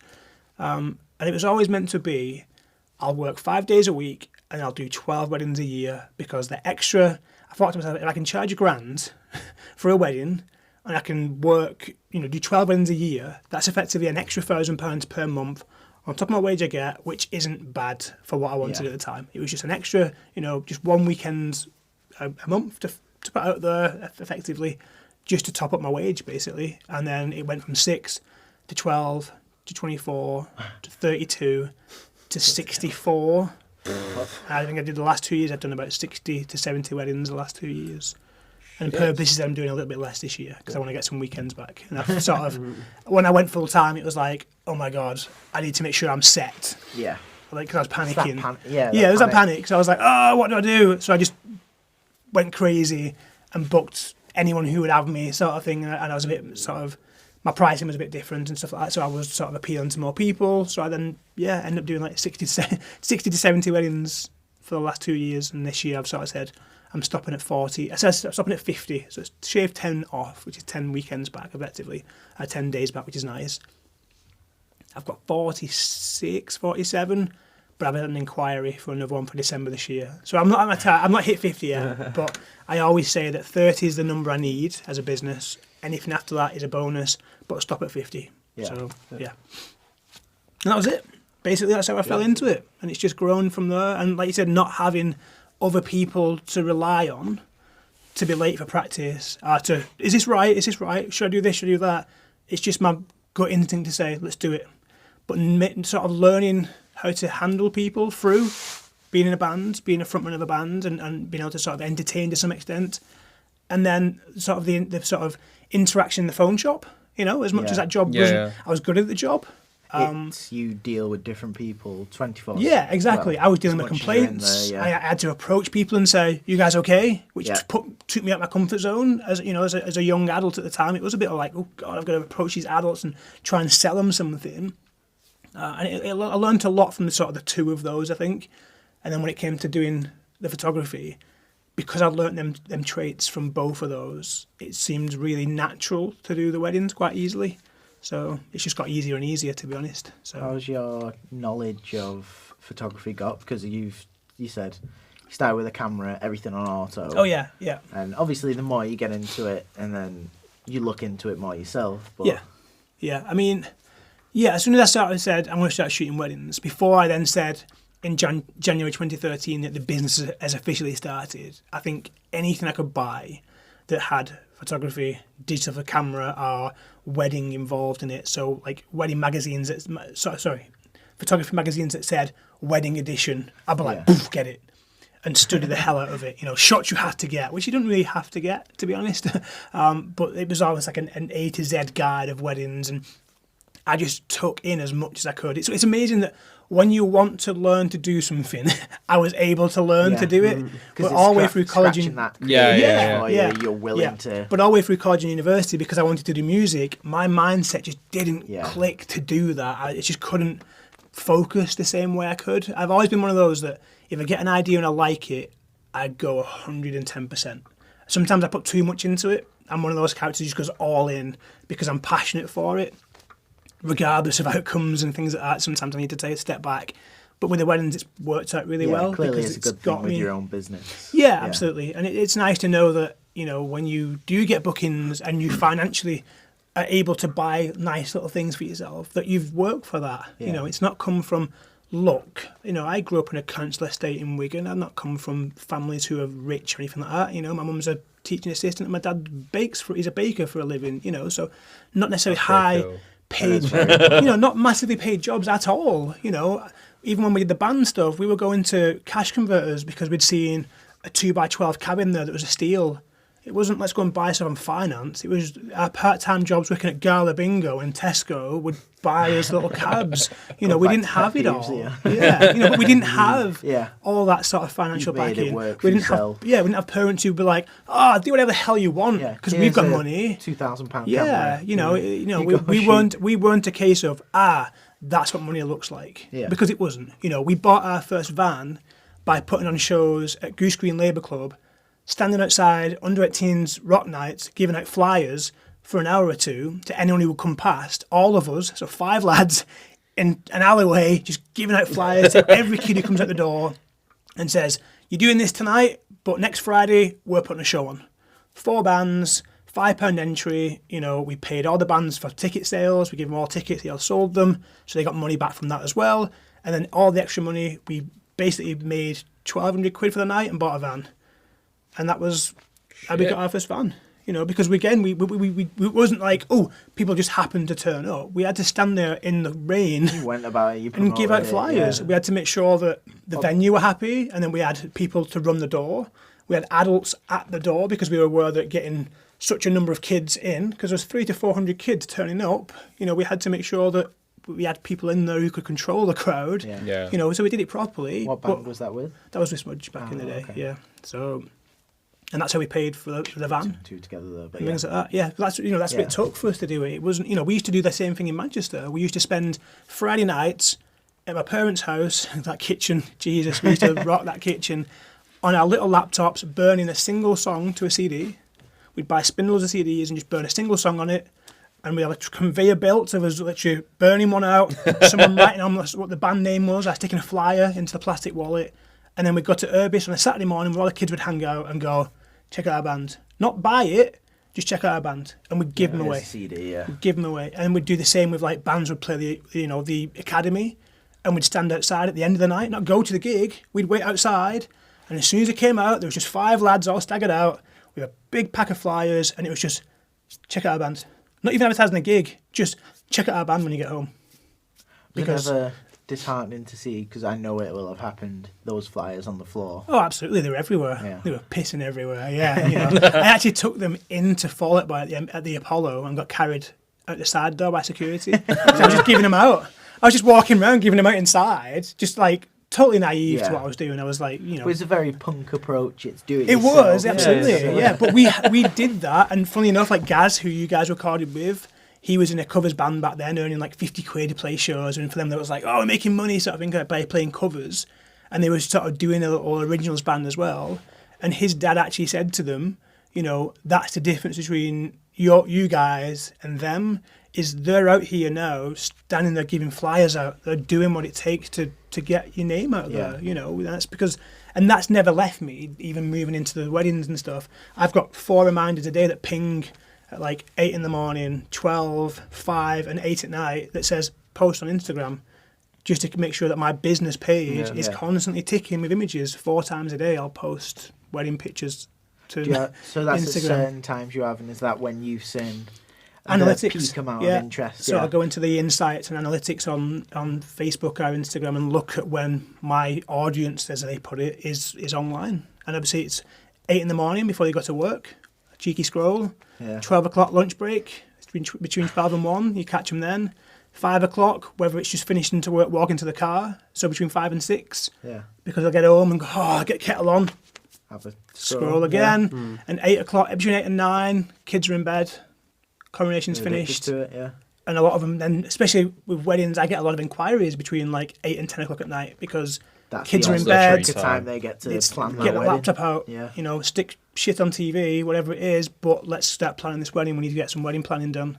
So it's just looking at where your audience is and just reaching out to it and making sure that you're just the same with any industry, music or whatever. You can have the best product in the world, but if people don't see it, you've got to take it to people sometimes, and that's what we did with the flyers back then, and what I do now with social media and things like that. So, and even with similar like wedding shows, so I no longer stand outside gigs and give flyers out, but I'll go and exhibit and pay to exhibit at wedding shows. Yeah, they have a wedding several fairs, times. don't they? I do those. Like I spend £2,000 a year on standing there like a muppet and trying to sell my services at wedding shows, and take wedding albums. But and it clearly helps and does its job. But you're no longer standing outside weddings passing flyers. I'm no longer. I do photography. But it didn't quite work as well to stand outside someone's wedding and try and hand guests. But that's what we used to do with the gigs, because it's what we had to do. Even when I think we remember we had a tour and we went to play a show in Glasgow, and they cancelled the day we were there. We were already playing shows. We did Edinburgh, Dunfermline, and Glasgow. Glasgow cancelled as we were there. So we went to the ABC because Forever the Sickest Kids were playing. And Kill the Arcade were supporting from London, they were called. And we stood outside that and gave flyers out. Because it was like, right, well, we're here now, what do we do? Well, get something out so we of just it, jumped we just jumped online and said, well, who's playing locally? Yeah. Oh, Forever the Sickest Kids are playing the ABC. We've missed it because we're here, sold out. Let's just go and fly at the end of it. So we stood outside the end of it and flyered. And I think after that, we drove down to Barrow to play a show the day after. But we were already there. We said, well, it's not good driving now. Let's just make the most of it and capture some of these kids in Glasgow anyway. So we did the exact same thing we would always do. Is we just went back to where we were at the start of the band. Let's just go and give flyers out.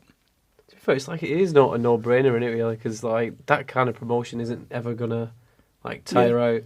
Like if you think about it, like I don't know why more people don't do that. Guerrilla advertising, that sort of like just getting out there and doing it. And it's not costing you anything. Obviously, if having you travel or whatever, but no, it's true. Yeah. More often than not, in Manchester, if you walk around, there's always some like up and coming rapper guy who wants you to buy a CD.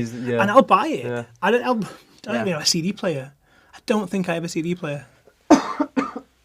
I don't think I do. I don't think I have a CD player, so I can't even play it, to be honest. But I'll buy You're it. supporting that artist. Yeah, because it's just sort of like that was me, when I was like 18, standing outside trying to give CDs away, I guess. But it's but at least they're putting the effort in. Yeah. There's always he's doing more than other rappers around him who are just sat at home going, "Wish I could." It's the same in any industry. There's always those who will do and those who won't. Yeah.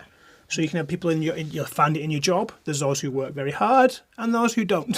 Yeah. It's just the way it works. But especially when you start working for yourself, that's when you start seeing the benefit. Is your work hard will hopefully pay off as long as you're doing the right things. I think there's the expression of a rocking horse is always moving but never going forward. So it's putting the energy in the right places to make sure you're going forward and not just going, but look how busy I look. Yeah. And that's these influencers, they're like a rocking horse, aren't they? They're sort of moving, but they're not going forward with it. It just looks the part. It looks like you're doing stuff, but you're not really doing it. So it's just making sure that your return on investment is worthwhile and people benefit from it. But hard work that's the hardest thing. There is no, as much as people will try and sell it, quick tips for doing this. It's the quickest bucks for them to make. Yeah. But there is no quick way of doing it, There's no quick way of making money overnight. There are people drop on. There's the exception to the rule in anything. Sport players or whatever. There's people who are just gifted at certain things, And again, a lot of them, Some of them have natural talent. Some of them put the talent in. You know, you sit there and go, "Oh, ain't Ronaldo lucky? I bet he's been kicking a ball around as long as he could walk.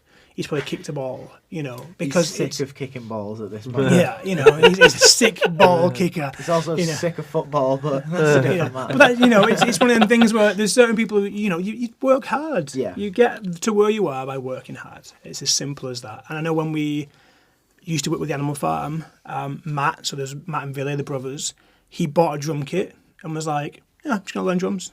Yeah. And he sat on that drum kit every day for an hour. And I remember Billy saying to us that when we went back with the tall tree stuff, he was saying he's actually better now than most drummers that come in here after just playing for an hour a day for about a year. Because he's just playing your craft. He's learning your craft and playing your craft. And that's one thing they used to say to us all the time was play your instrument an hour a day at least. An hour every day. Just take the time out to play it for an hour a day. Because you will see a massive difference. Hours. Yeah.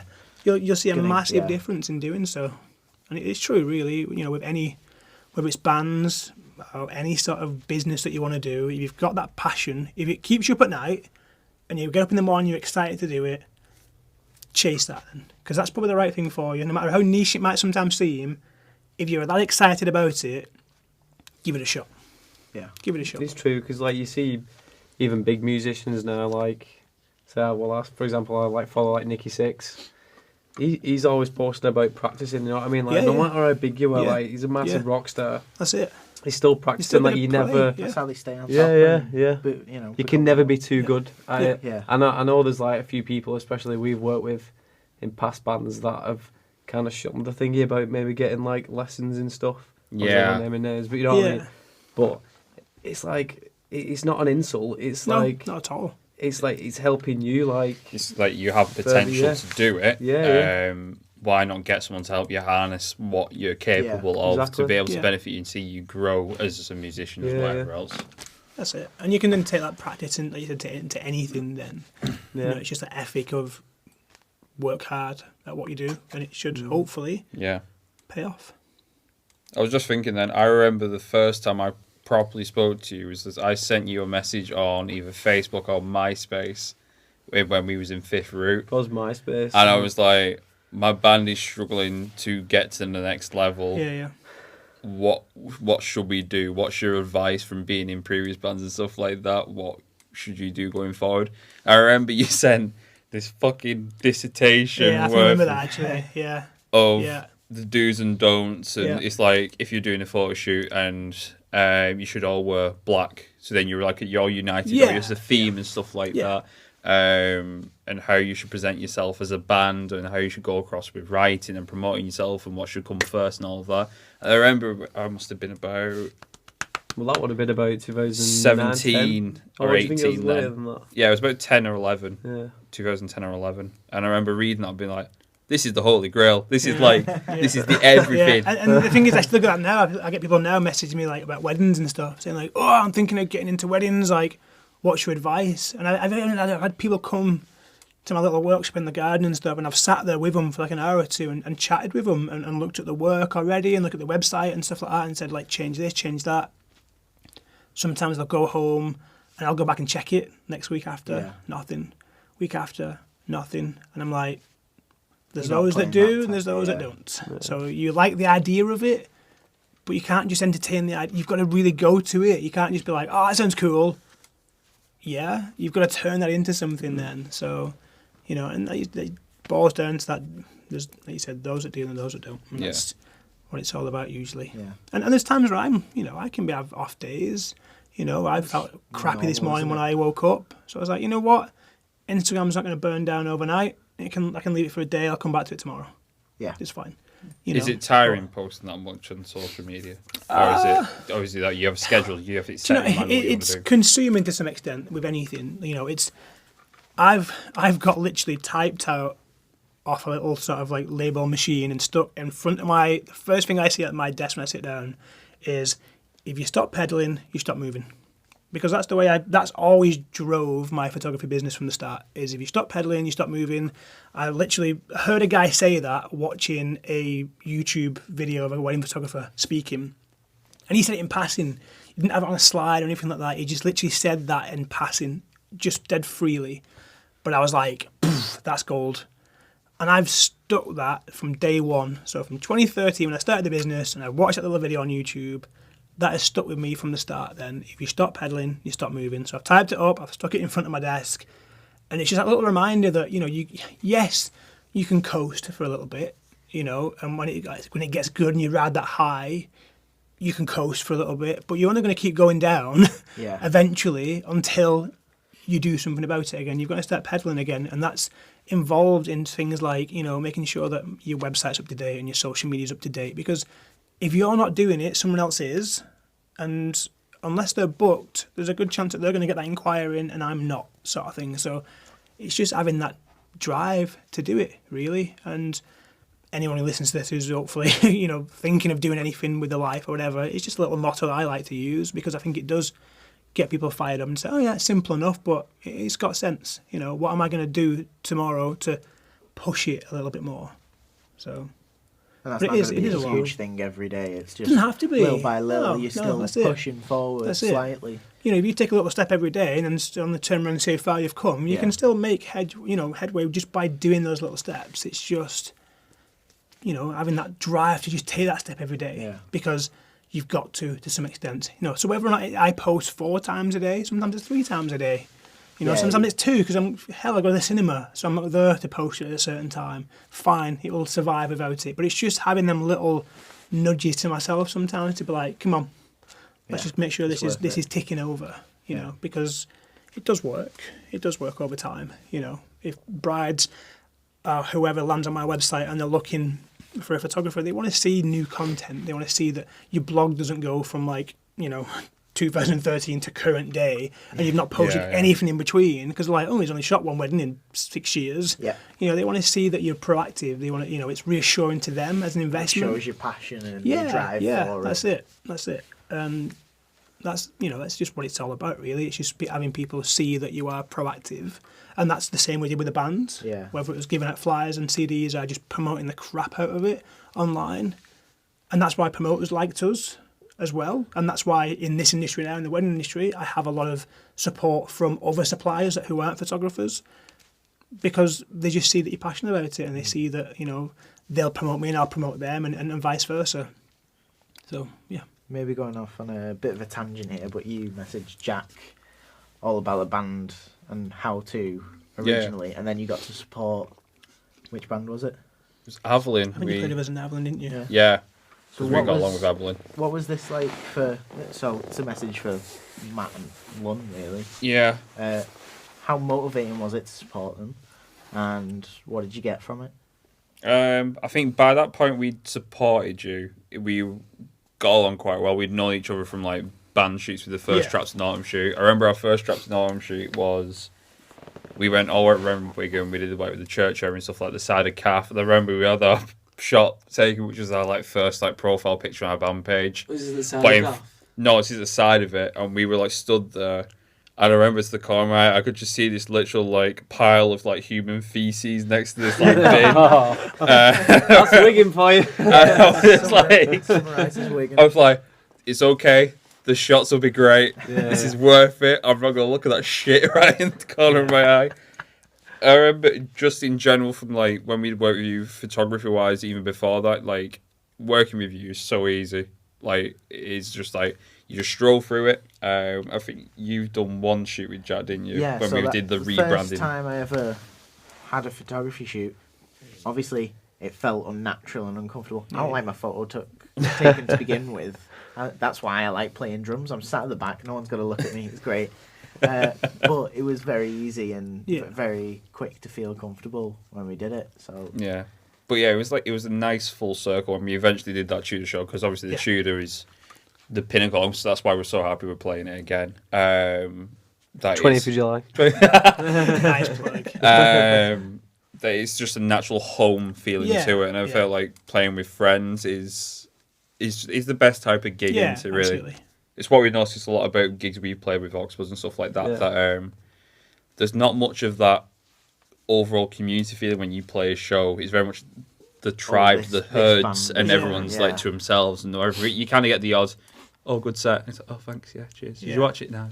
I know, okay. Yeah. But No, playing stuff like that is the best thing. Yeah, and I think as it's become harder and harder for bands to sort of to make it, I guess if you could put that in commas, it's almost like bands have become a bit more closed off. Yeah. So like in the wedding industry, there's people who are willing to be very open and share ideas and sort of, you know, caring is sharing sort of approach, where I guess with music, as it's had such a decline in terms of like for bands getting signed and actually making a living off it, as opposed to having to do the band for some income, but you've also got to have a job as well for other income. I guess it's almost pushed people into that sort of like, well, don't tell them what we're doing because we need to make it, because we need to stand out and captivate people as soon as possible. Don't let them get any. The door's getting smaller and smaller for bands to fit through, where before it was almost like bands were just gushing through, and it was like, you know, it was for different genres and all sorts of stuff. And now it's the music, because it has changed a little bit, and live music is still popular to some extent, but I guess it's, you know, like you say, the band nights aren't as often as they used to be, and there's not as many actual guitar bands, if you want to put it that way, in the charts like there was. It's gone full circle back to pop again. I know there are some, but it'll come around again. It'll come around. Like you say, it's like fashion. Yeah, and bands like Bring the Horizon, which people might be like, they've sold out and they've changed their sound.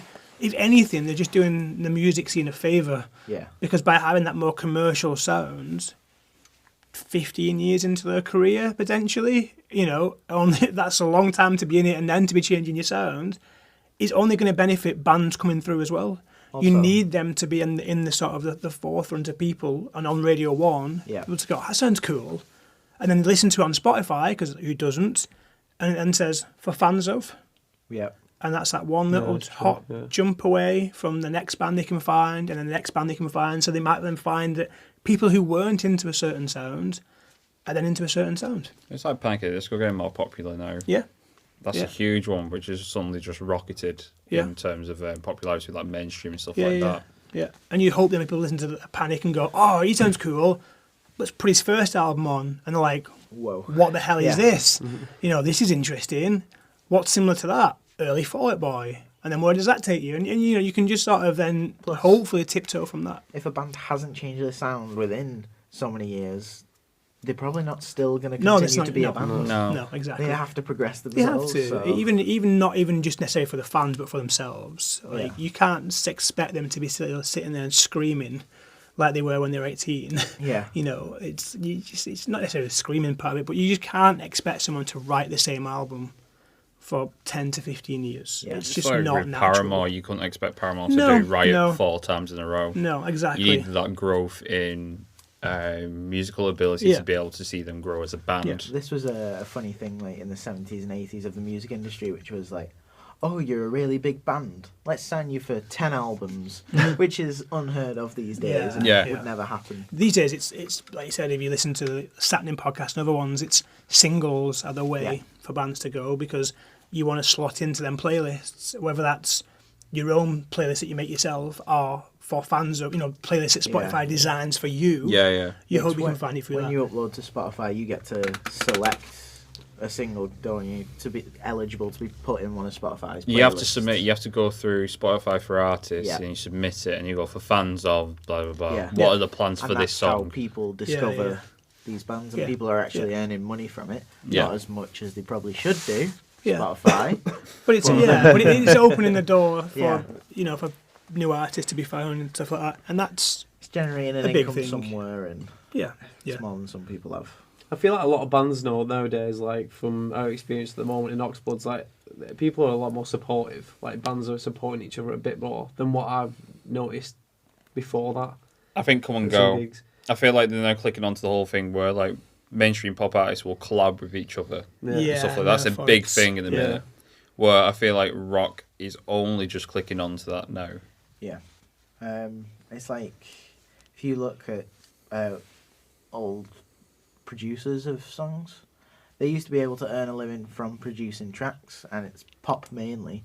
Now they've had to become DJs and tour and play the songs. So Diplo is a perfect example. He was never a DJ, he was a producer, and has now been pushed in this because he makes more money going around live and then collaborating with artists. Yeah. It would be more nice to see it with rock and genre. I feel like there's an arrogance to it where they're kind of like, we don't need to do that. We're old school. Yeah. We don't need to collab with them people. But we had opportunities for that where you had like You Meet Six collabing with Bring Me. Yeah. Which is, when you think about that concept, that is insane. Yeah. But that's when, like you said, that's when the scene was ripe, I guess, and it's sort of as it slowly declined, and you know that particular sound faded away a little bit as pop came back in. Well, again. they kind of blend it in more now, where you've got like Youngblood blending with like Halsey and then Travis Barker, and then you've got the one where it's only just come out where you've got Machine Gun Kelly with Youngblood and Travis Barker again. A Day to Remember and Marshmallow. Yeah. The recent one. Yeah. That's pretty cool. I quite like it. Five Finger Death Punch doing a country song with a country singer from America. I can't remember his name. And Brian May. That's weird. With Five Finger Death Punch. What? It's actually a really good song. Is it good? And like I saw it at first, I was like, Five Finger Death Punch and Brian May. I was like, what? Yeah.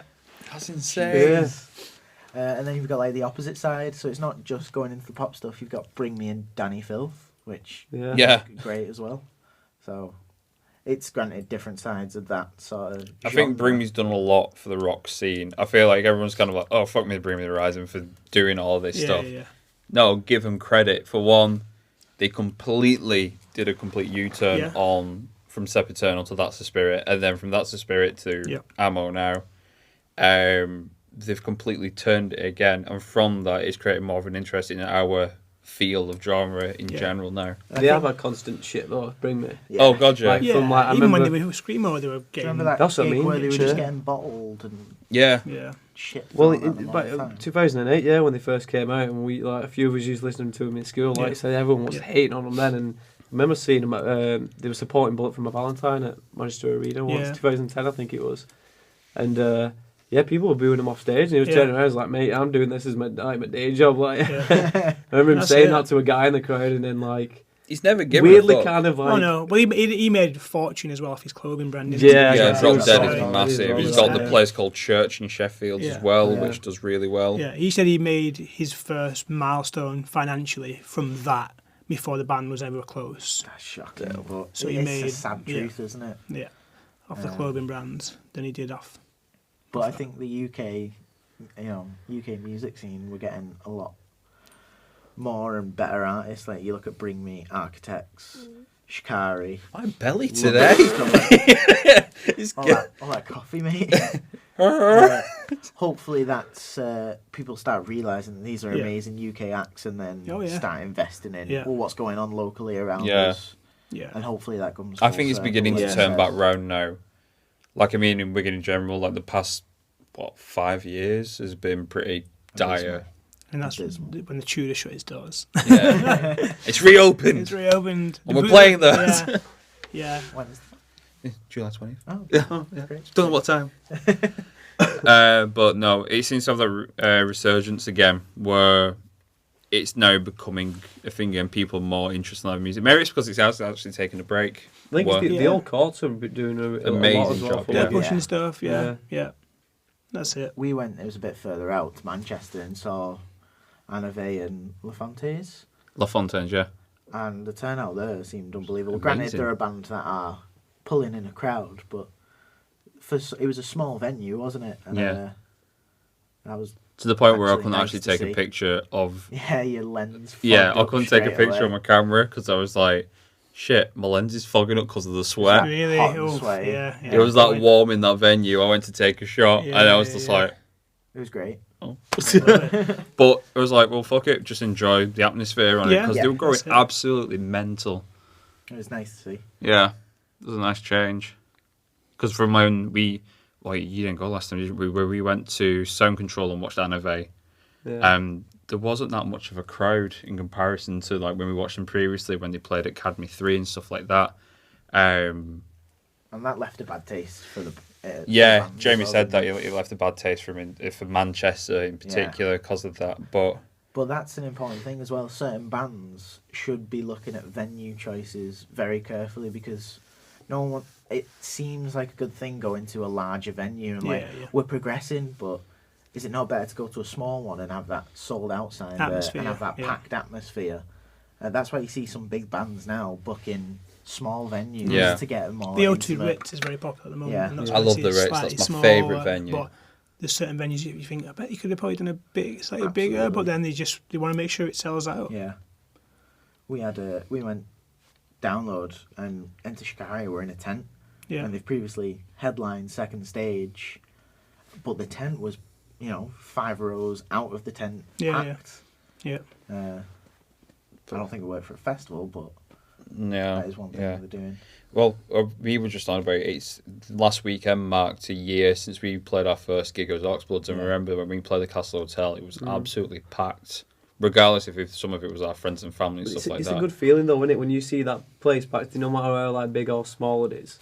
Like, it's just a good feeling. Yeah, it was a great feeling. The fact of that, it gave that kind of confirmation that we're doing okay. That it was. What band run is this now?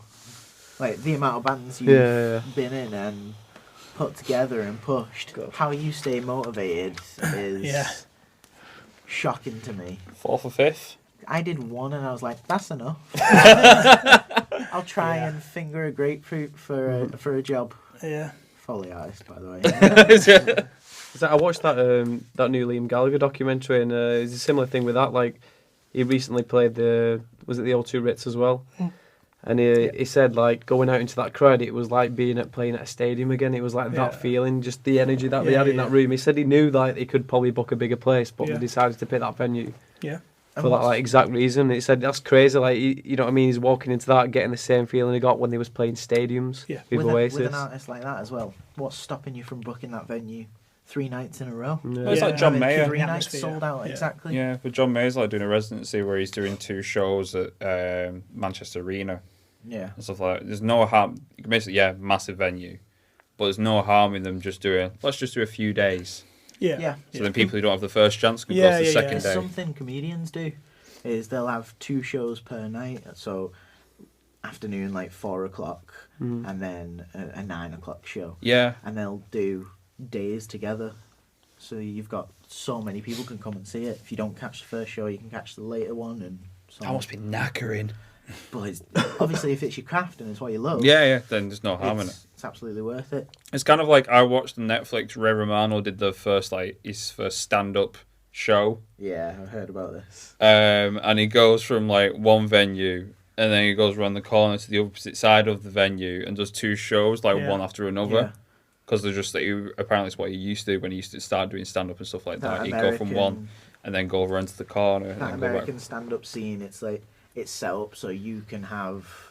I've got a gig here at 9 o'clock, and then at 9:20 I'm at this other venue, and they're all that close to one another. Yeah. And you're just trying out different stuff, and you end up although you're doing 15 minutes, you do an hour. Yeah. So, but with bands, it's obviously not that. So we should probably move on to your new band. Can do. I think so. Yeah. I have. So what's the plan with it? No idea about it. This band is just a passion project. We've said that from the start, that all the members have got other occupations. We're all willing to give a night a week just to write. Basically, there's an itch that needs scratching, and therefore 5 of us get together and we'll just write some music, record it when we can. I've always said to people, like, I don't want to put something together and just be shit and rush What's it. the point in doing it? I want to make sure we do it well, but not well that we want to do something with it. It's just I want it to still come across as, oh yes, you've been doing this for like 15 years. Yeah. Great. I want it to still look the part, so I want us to do a music video for the first video potentially, just as an introduction to the bands, and then after that just do lyric videos or whatever, but just to introduce the band, have a decent photo shoot, a nice sort of video for the first one, and just take some pride in it, really. I mean, that's all it comes down to, is I just want to take some pride in it so that when I listen to it in 10 years' time, it was like, oh yeah, we did that. That's a thing that we did, and we enjoyed it, and it was just for the love of it, really. So we've said, we'll write enough songs to do a set, make sure we're well rehearsed, and then just try and get a local gig, and just do a couple of those a year. That would be it, really. Yeah. It wouldn't be, let's go and buy a van and go touring. It'd just be, let's just play what's available to us as and when we want to, when we're a bit quieter to do so, and not be like, let's try and do a show every month. It's going to be more, a couple of shows a year at the most. just because it's just for the fun of doing it, and that's what it's all about. So, how does it feel that you started photography to scratch that creative itch? Yeah. You've done that. You're successful at it, clearly.